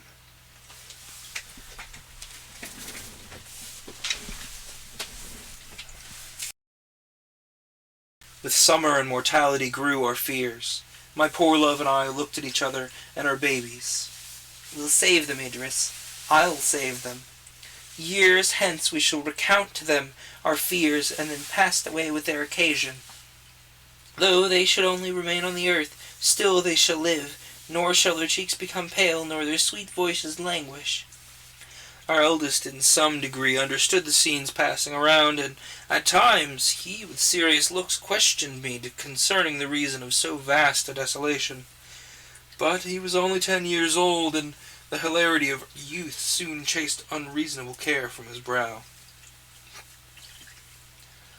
Evelyn, a laughing cherub, a gamesome infant, without idea of pain or sorrow, would, shaking back his light curls from his eyes, make the halls re-echo with his merriment, and in 1,000 artless ways attract attention to his play. Clara, our lovely, gentle Clara, was our stay, our solace, our delight. She made it her task to attend the sick, comfort the sorrowing, assist the aged, and partake of the sports, and awaken the gaiety of the young. She flitted through the rooms like a good spirit, dispatched from the celestial kingdom to illumine our dark hour with alien splendor. Gratitude and praise marked where her footsteps had been. And yet, when she stood in unassuming simplicity before us, playing with our children, or with girlish assiduity, performing little kind offices for Idris, one wondered in what fair lineament of her pure loveliness, in what soft tone of her thrilling voice, so much of heroism, sagacity, and active goodness resided. The summer passed tediously, for we trusted that winter would at least check the disease. That it would vanish altogether was a hope too dear, too heartfelt to be expressed. When such a thought was heedlessly uttered, the hearers, with a gush of tears and passionate sobs, bore witness how deep their fears were, how small their hopes. For my own part, my exertions for the public good permitted me to observe more closely than most others the virulence and extensive ravages of our sightless enemy. A short month has destroyed a village, and where in May the first person sickened, in June the paths were deformed by unburied corpses, the houses tenantless, no smoke rise from the chimneys, and the housewife's clock marked only the hour when the death had been triumphant.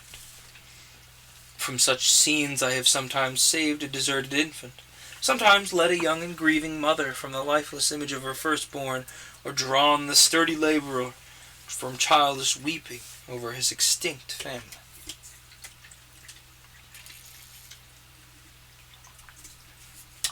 July is gone. August must pass, and by the middle of September we may hope. Each day was eagerly counted, and the inhabitants of towns, desirous to leap this dangerous interval, plunged into dissipation, and strove by riot and what they wished to imagine to be pleasure to banish thought and opiate despair. None but Adrian could have tamed the motley population of London, which, like a troop of unbitted steeds rushing to their pastures, had thrown aside all minor fears, even though the operation of the fear was paramount. Even Adrian was obliged in part to yield, that he might be able, if not to guide, at least to set bounds to the license of the times. The theatres were kept open. Every place of public resort was frequented, though he endeavoured as to modify them as might best quiet the agitation of the spectators, and at the same time prevent a reaction of misery when the excitement was over.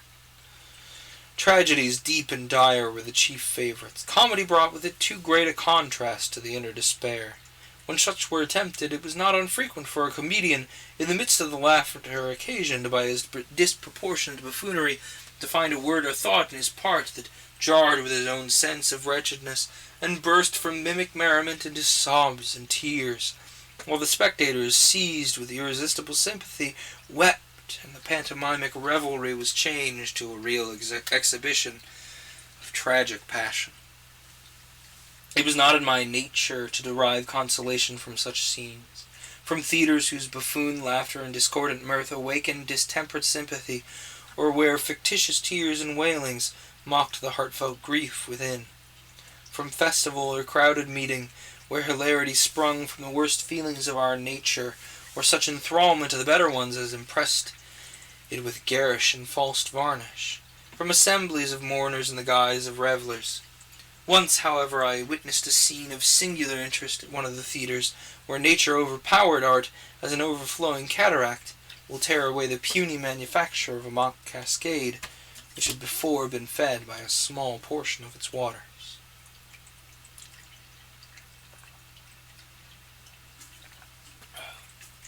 I had come to London to see Adrian. He was not at the palace, and though the attendants did not know whither he had gone, they did not expect him till late at night. It was between 6 and 7 o'clock, a fine summer afternoon, and I spent my leisure hours in a ramble through the empty streets of London, now turning to avoid an approaching funeral, now urged by curiosity to observe the state of a particular spot. My wanderings were instinct with pain, for silence and desertion characterized every place I visited, and the few beings I met were so pale and woe-begone, so marked with care and depressed by fear, that, weary of encountering only signs of misery, I began to retread my steps toward home. I was now in Holborn, and passed by a public-house, filled with uproarious companions, whose songs, laughter, and shouts were more sorrowful than the pale looks and silence of the mourner. Such an one was near, hovering round this house.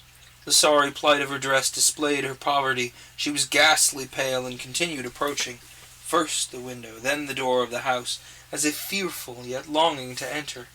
A sudden burst of song and merriment seemed to sting her to the heart. She murmured, "Can he have the heart?" And then, mustering her courage, she stepped within the threshold. The landlady met her in the passage. The poor creature asked, "Is my husband there? Can I see George?" "See him?" cried the woman. "Yes, if you go to him. Last night he was taken with the plague, and we sent him to hospital." The unfortunate inquirer staggered against a wall, and a faint cry escaped her.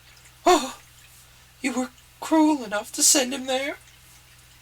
The landlady, meanwhile, hurried away, but a more compassionate barmaid gave a detailed account, the sum of which was that her husband had been taken ill after a night of riot, and was sent by his boon companions with all expedition to St. Bartholomew's Hospital. I watched this scene, for there was a gentleness about the poor woman that interested me. She now tottered away from the door, walking as well as she could down Holborn Hill, but her strength soon failed her. She leaned against the wall, and her head sunk on her bosom, while her pallid cheek still became more white.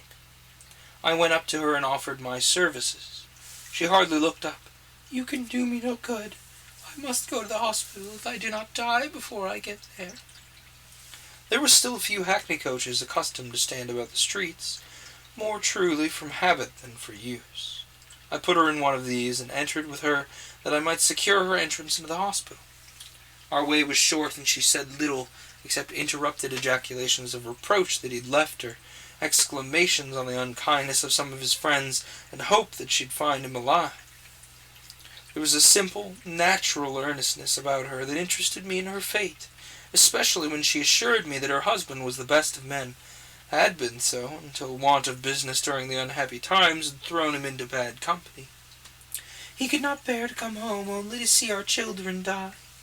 A man cannot have the patience a mother has with her own flesh and blood.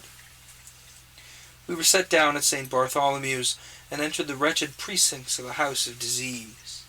The poor creature clung closer to me, as she saw with what heartless haste they bore the dead from the wards, and took them into a room, whose half-open door displayed a number of corpses, horrible to behold by one unaccustomed to such scenes. We were directed to the ward where her husband had first been taken, and still was, the nurse said, if alive. My companion looked eagerly from one bed to the other, till at the end of the ward she espied on a wretched bed a squalid, haggard creature, writhing under the torture of disease. She rushed towards him. She embraced him, blessing God for his preservation. The enthusiasm that inspired her with this strange joy and blinded her to the horrors about her, but they were intolerably agonizing to me. The ward was filled with an effluvia that caused my heart to heave with painful qualms. The dead were carried out and the sick brought in with like indifference. Some were screaming with pain, others laughing from the influence of more terrible delirium. Some were attended by weeping, despairing relations, others called aloud with thrilling tenderness or reproach on the friends who had deserted them, while the nurses went from bed to bed, incarnate images of despair, neglect, and death. I gave gold to my luckless companion. I recommended her to the care of the attendants. I then hasted away, while the tormentor, the imagination, busied itself in picturing my own loved ones stretched on such beds and attended thus. The country afforded no such mass of horrors. Solitary wretches died in the open fields, and I have found a survivor in a vacant village, contending at once with famine and disease. But the assembly of pestilence, the banqueting hall of death, was spread only in London. I rambled on, oppressed, distracted by painful emotions.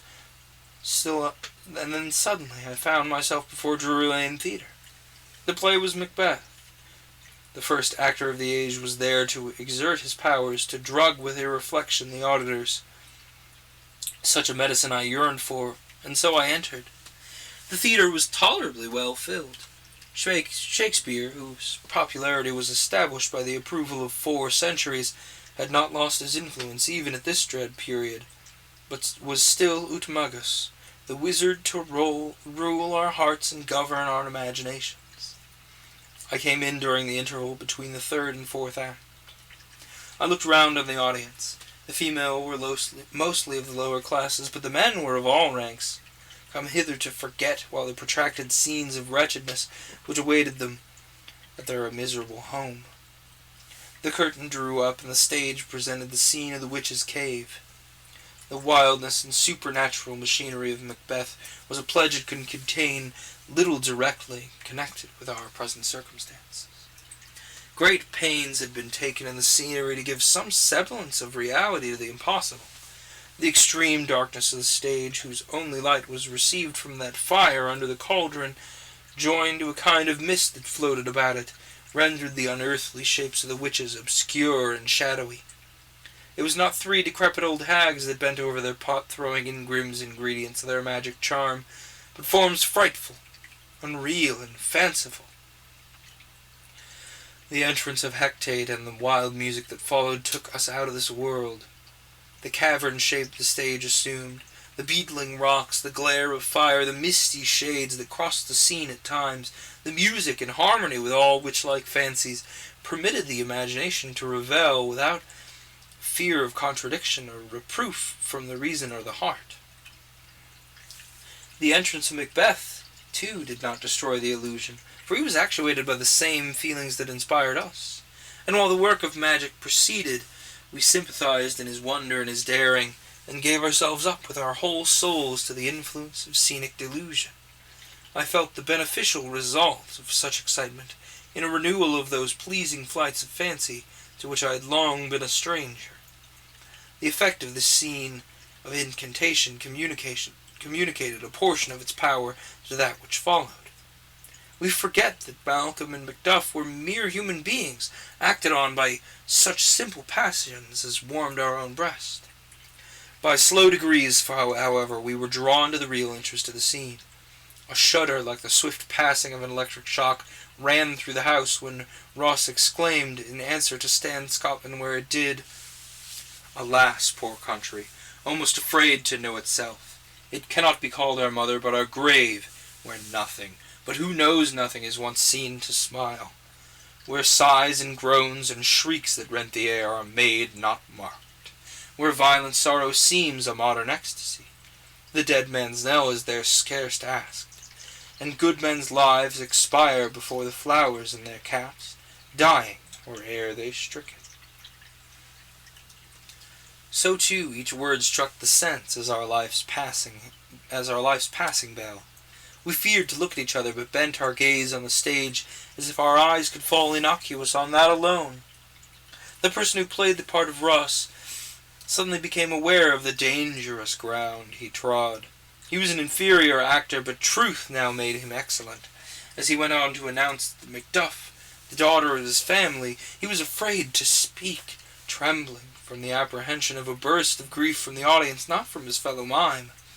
Each word was drawn out with difficulty. Real anguish painted his features. His eyes were now lifted in sudden horror, now fixed in dread upon the ground. This show of terror increased ours. We gasped with him. Each neck was stretched out. Each face changed with the actor's changes. At length, while Macduff, who, attending to his part, was unobservant of the high-wrought sympathy of the house, cried with well-acted passion, "All my pretty ones? Did you say all? Oh, hell-kite, all? What? All my pretty chickens and their dam, and all one fell swoop?"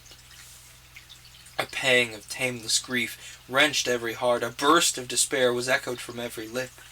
I had entered into the universal feeling. I had been absorbed by the terrors of Ross.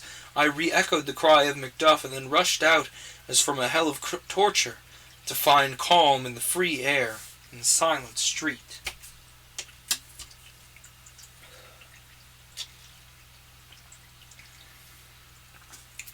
Free the air was not, nor the street silent. Oh, how I longed then for the dear soothings of maternal nature, as my wounded heart was still further stung by the roar of heartless merriment from the public house, by the sight of the drunkard reeling home, having lost the memory of what he would find there in obvious debauch, and by the more appalling salutations of those melancholy beings to whom the name of home was a mockery. I ran on at my utmost speed until I found myself, I knew not how, close to Westminster Abbey, and was attracted by the deep and swelling tone of the organ. I entered with soothing awe the lighted chancel, and listened to the solemn religious chant, which spoke peace and hope to the unhappy. The notes, freighted with man's dearest prayers, re-echoed through the dim aisles, and the bleeding of the soul's wounds was staunched by heavenly balm.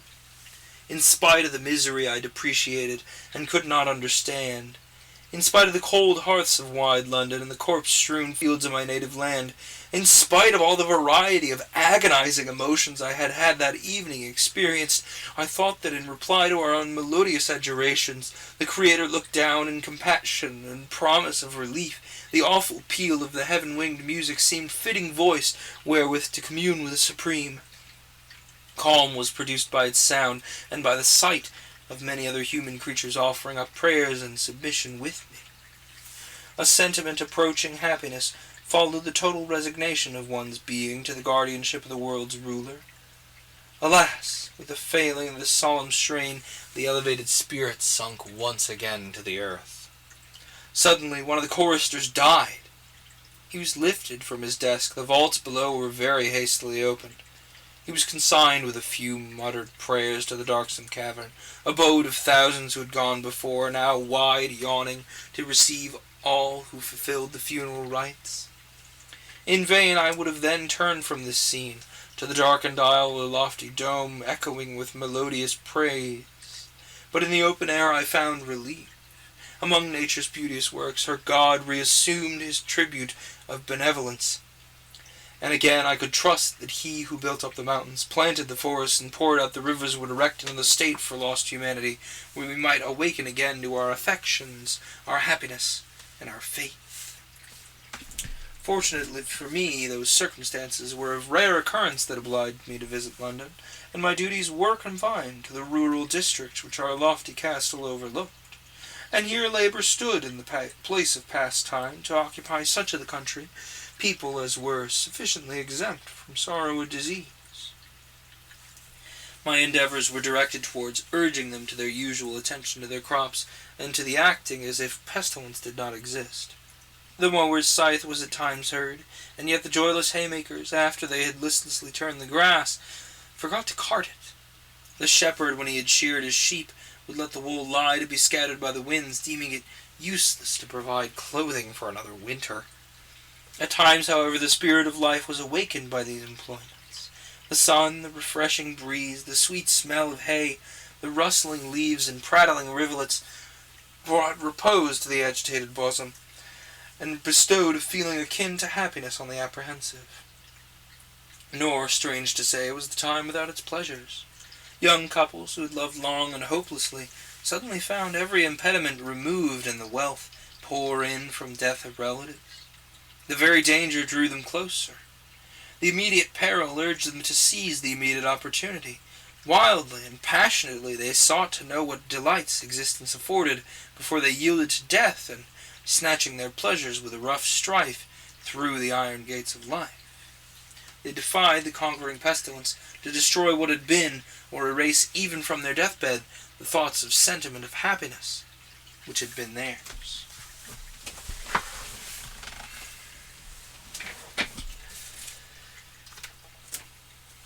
One instance of this kind came immediately under our notice, where a high-born girl in early youth had given her heart to one of her meaner extraction.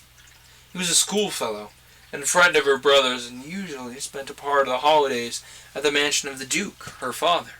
They had played together as children, been the confidants of each other's little secrets, mutual aids and consolers in difficulty and sorrow.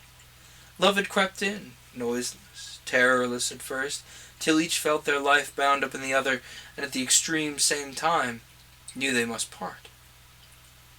Their youth and the purity of their attachment made them yield with less resistance to the tyranny of circumstances. The father of the fair Juliet separated them, but not until the young lover had promised to remain absent only till he had rendered himself worthy of her, and she had vowed to preserve her virgin heart as treasure, till he returned to claim and possess it. Plague came, threatening to destroy at once the claim of the ambitious and the hopes of love. Long the Duke of L. derided the idea that there could be danger while he pursued his plans of cautious seclusion, and he so far succeeded that it was not till this second summer that the destroyer at one fell stroke overthrew his precautions, his security, and his life. This poor Juliet saw, one by one, mother, father, brothers, and sisters sicken and die. Most of the servants fled on the first appearance of the disease. Those who remained were infected mortally. No neighbor or rustic ventured within the verge of contagion. By a strange fatality, Juliet alone escaped, and she to the last waited on her relatives and smoothed the pillow of death.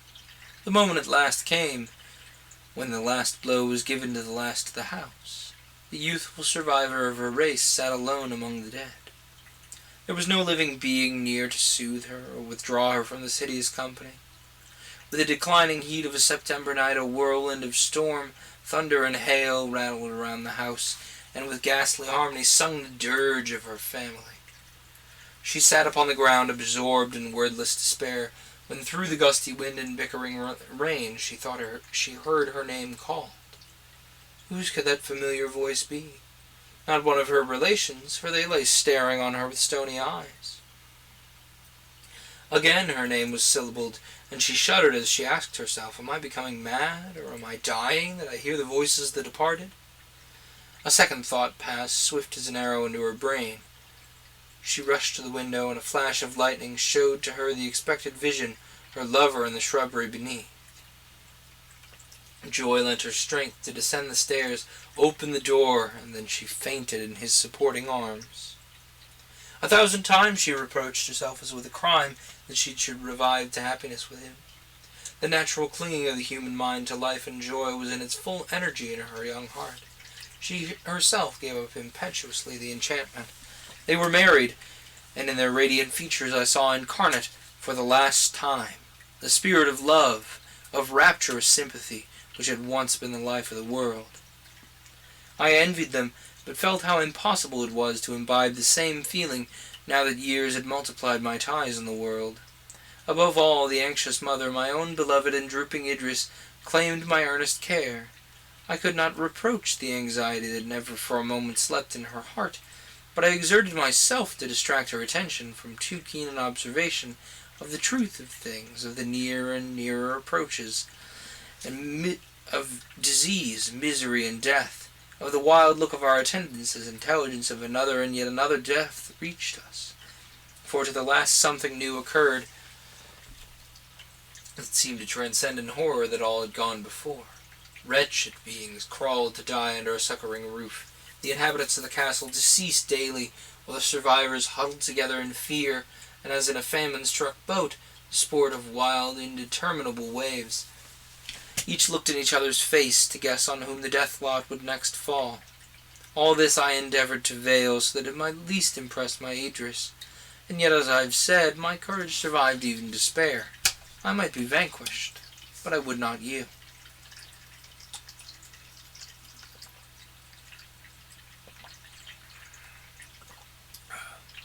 One day, it was the 9th of September, seemed devoted to every disaster, to every harrowing incident.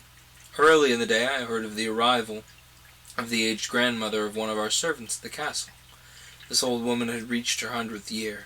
Her skin was shriveled, her form was bent and lost in extreme decrepitude, but as still from year to year she continued in existence, outliving many younger and stronger, she began to feel as if she were to live forever. The plague came, and the inhabitants of her village died. Clinging with the dastard feeling of the age to the remnant of her spent life, she had, on hearing that the pestilence had come into her neighborhood, barred her door, closed her casement, and refused to communicate with any. She'd wander out at night to get food, and return home, pleased that she'd met no one, that she was in no danger from the plague. As the earth became more desolate, her difficulty in acquiring sustenance increased. At first, her son, who lived near, had humored her by placing articles of food in her way, but at last he died. But even though threatened by famine, her fear of the plague was paramount, and her greatest care was to avoid her fellow creatures. She grew weaker in each day, and each day she had farther to go. The night before she had reached Datchet, and, prowling about, had found a baker's shop open and deserted. Laden with spoil, she hastened to return and lost her way. The night was windless, hot, and cloudy. Her load became too heavy for her, and one by one she threw away her loaves, still endeavoring to get along, though her hobbling fell into lameness, and her weakness at last into inability to move. She lay down among the tall corn and fell asleep. Deep in midnight she was awakened by a rustling near her. She would have started up, but her stiff joints had refused to obey her will. A low groan close to her ear followed, and the rustling increased. She heard a smothered voice breathe out, "Water, water," and then again a sigh heaved from the heart of the sufferer. The old woman shuddered. She contrived at length to sit upright, but her teeth chattered, and her knees knocked together. Close, very close, lay a half-naked figure, just discernible in the gloom, and the cry for water and the stifled moan were again uttered. Her motions at length attracted the attention of an unknown companion. Her hand was seized with a convulsive violence that made the grasp feel like iron, the fingers like the keen teeth of a trap. "At last your cup," were the words given forth, but this exertion was the last effort of the dying. The joints released. The figure fell prostrate. One low groan, and the last that marked the moment of death. Morning broke, and the old woman saw the corpse, marked with the fatal disease, close to her. Her wrist was livid with the deal that hold loosened by death. She felt struck by the plague. Her aged frame was unable to bear her away with sufficient speed, and now, believing herself infected, she no longer dreaded the association of others, but as swiftly as she might, came to her granddaughter at Windsor Castle, there to lament and die. The sight was horrible.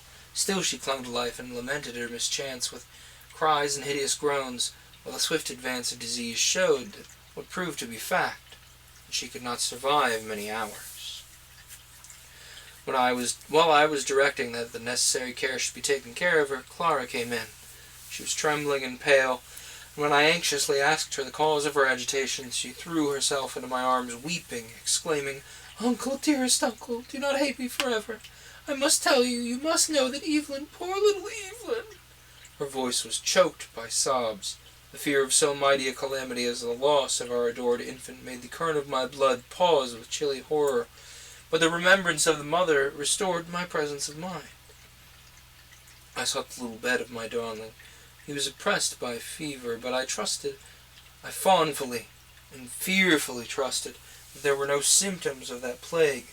He was not 3 years old, and his illness appeared to be only one of those attacks incident in infancy. I watched him long, his heavy half-clothed lids, his burning cheeks, and relentless twining of his small fingers. The fever was violent, the torpor complete, enough without the greater fear of pestilence to awaken alarm. Idris must not see him in this state.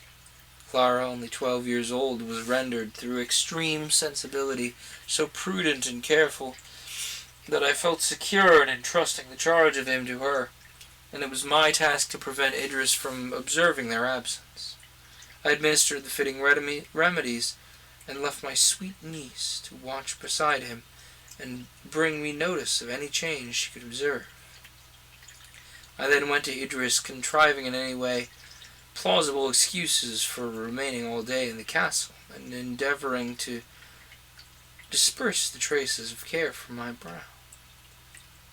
Fortunately, she was not alone. I found Merivale, the astronomer, with her. He was far too long-sighted in his view of humanity to heed the casualties of the day, and lived in the midst of the contagion, unconscious of its existence. This poor man, learned as Laplace, guileless and unforeseeing as a child, had often been on the point of starvation.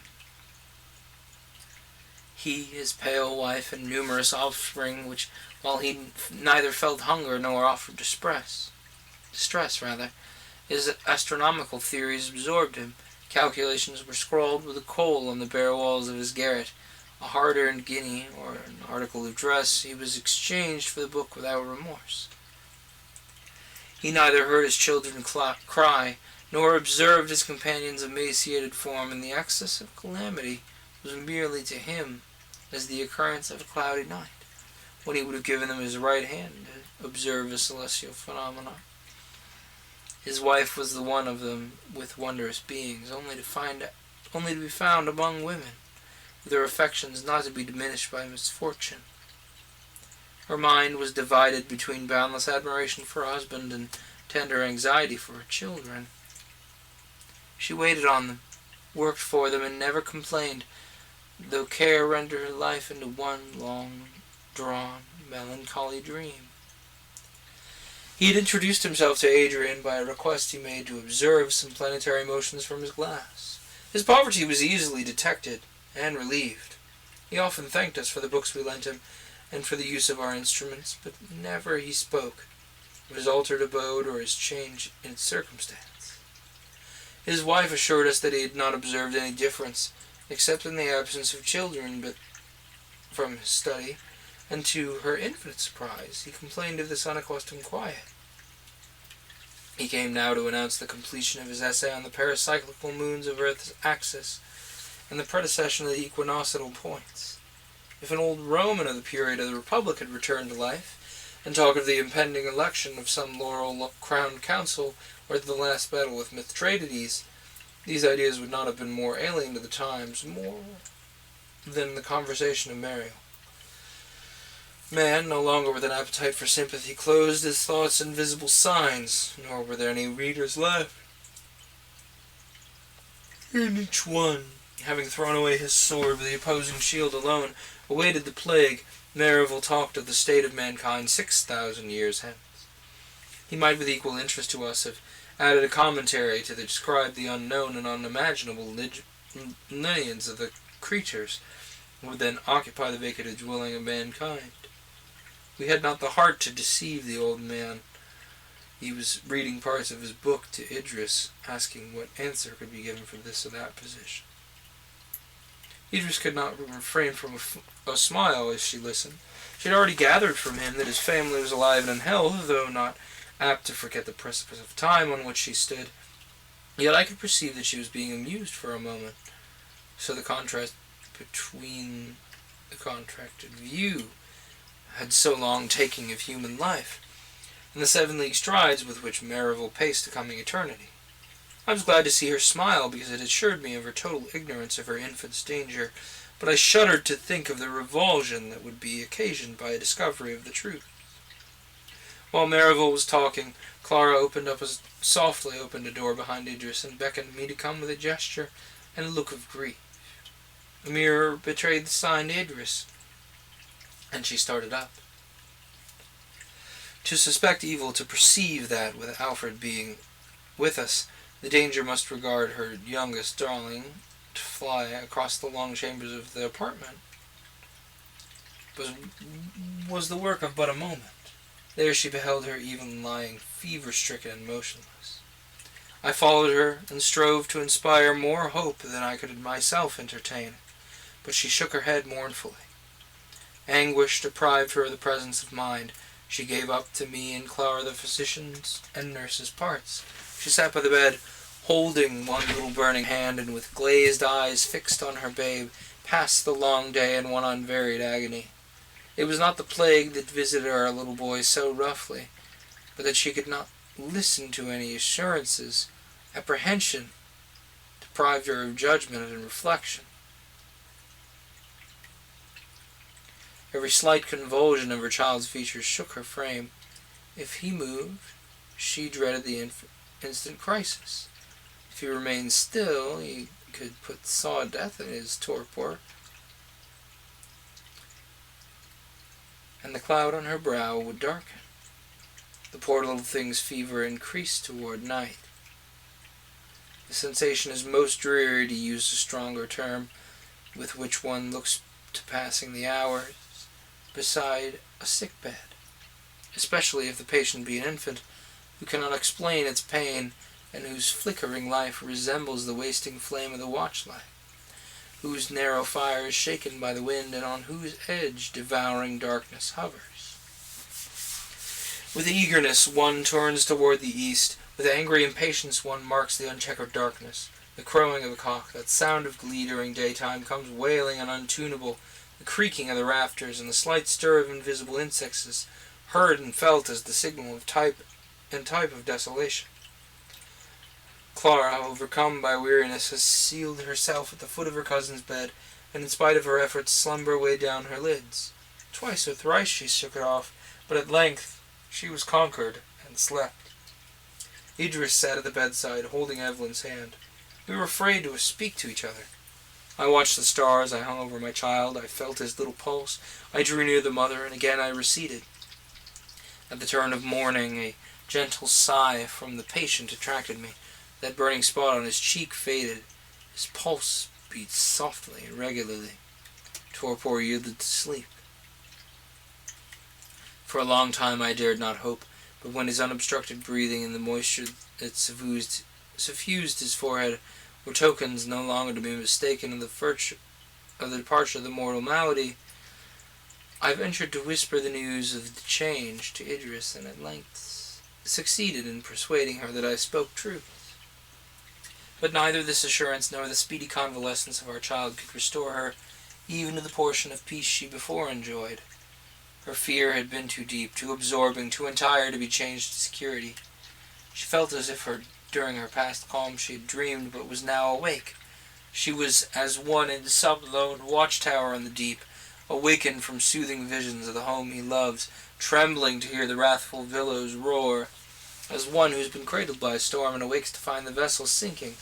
Before she had been visited by pangs of fear, now she never enjoyed an interval of hope. No smile of the heart ever irradiated her fair countenance. Sometimes she forced one, and then gushing tears would flow, and the sea of grief above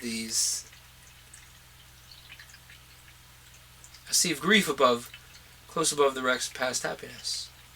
Still, while I was near her, she could not be in utter despair. She had confided herself to me. She did not seem to fear my death,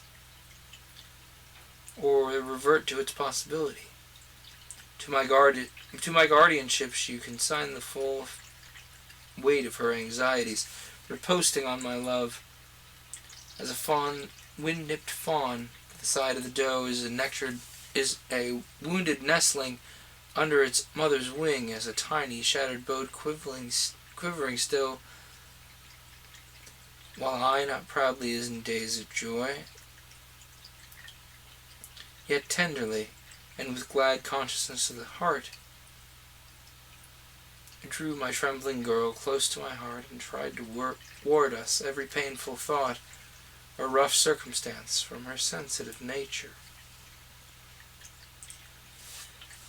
Okay, hang on, before we go too much farther.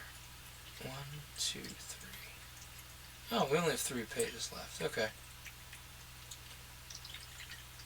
Where was I? Wrathful Billows. One other incident occurred at the end of this summer. The Countess of Windsor, ex-Queen of England, returned from Germany. She had, at the beginning of the season, quitted the vacant city of Vienna, and, unable to tame her haughty mind to anything like submission, she had delayed at Hamburg, and when at last she came to London, many weeks elapsed before she gave Adrian notice of her arrival. In spite of her coldness and long absence, he welcomed her with sensibility, displaying such affection as sought to heal the wounds of pride and sorrow, and was repulsed only by her total apparent want of sympathy. Idris heard of her mother's return with pleasure. Her own maternal feelings were so ardent that she imagined her parent must now, in this waste world, have lost pride and harshness, and would receive with delight her filial attentions. The first check to her duteous demonstrations was a formal intimation from the fallen majesty of England that I was in no manner to be intruded upon her. She consented, she said, to forgive her daughter and acknowledge her grandchildren. Larger concessions must not be suspected.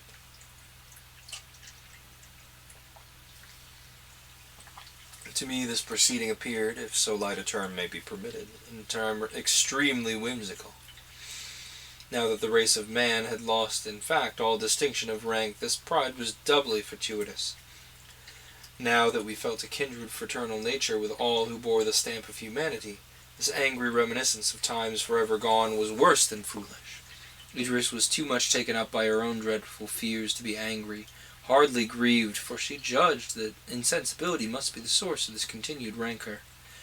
This was not altogether the fact, but predominant self-will assumed the arms and mask of callous feeling, and the haughty lady disdained to exhibit any token of the struggle she endured, while the slave of pride, she fancied she sacrificed her happiness to a mutable principle.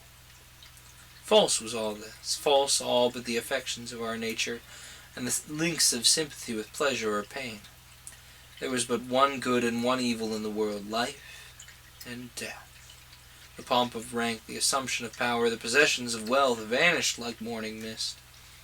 One living beggar had become of more worth than a national peerage of dead lords. Alas the day, than of dead heroes, patriots, or men of genius. There was much of degradation in this, for even vice and virtue had lost their attributes. Life. Life was the continuation of our animal mechanism. It was the alpha and the omega of desires, the prayers, the prostrate ambition of the human race. Alright, folks, I need to call it there because if I try to push into Chapter 9, I think I'll fall asleep on stream, and that's not a good ending to things. So, we made some pretty solid progress this evening. The story has gained an incredible volume of momentum, and I can't wait to see where we go with it next week. Slumber party, says Altier. Hey, as long as one of you wakes me up in time to not violate terms of service, you know, it might actually be worth it. Either way,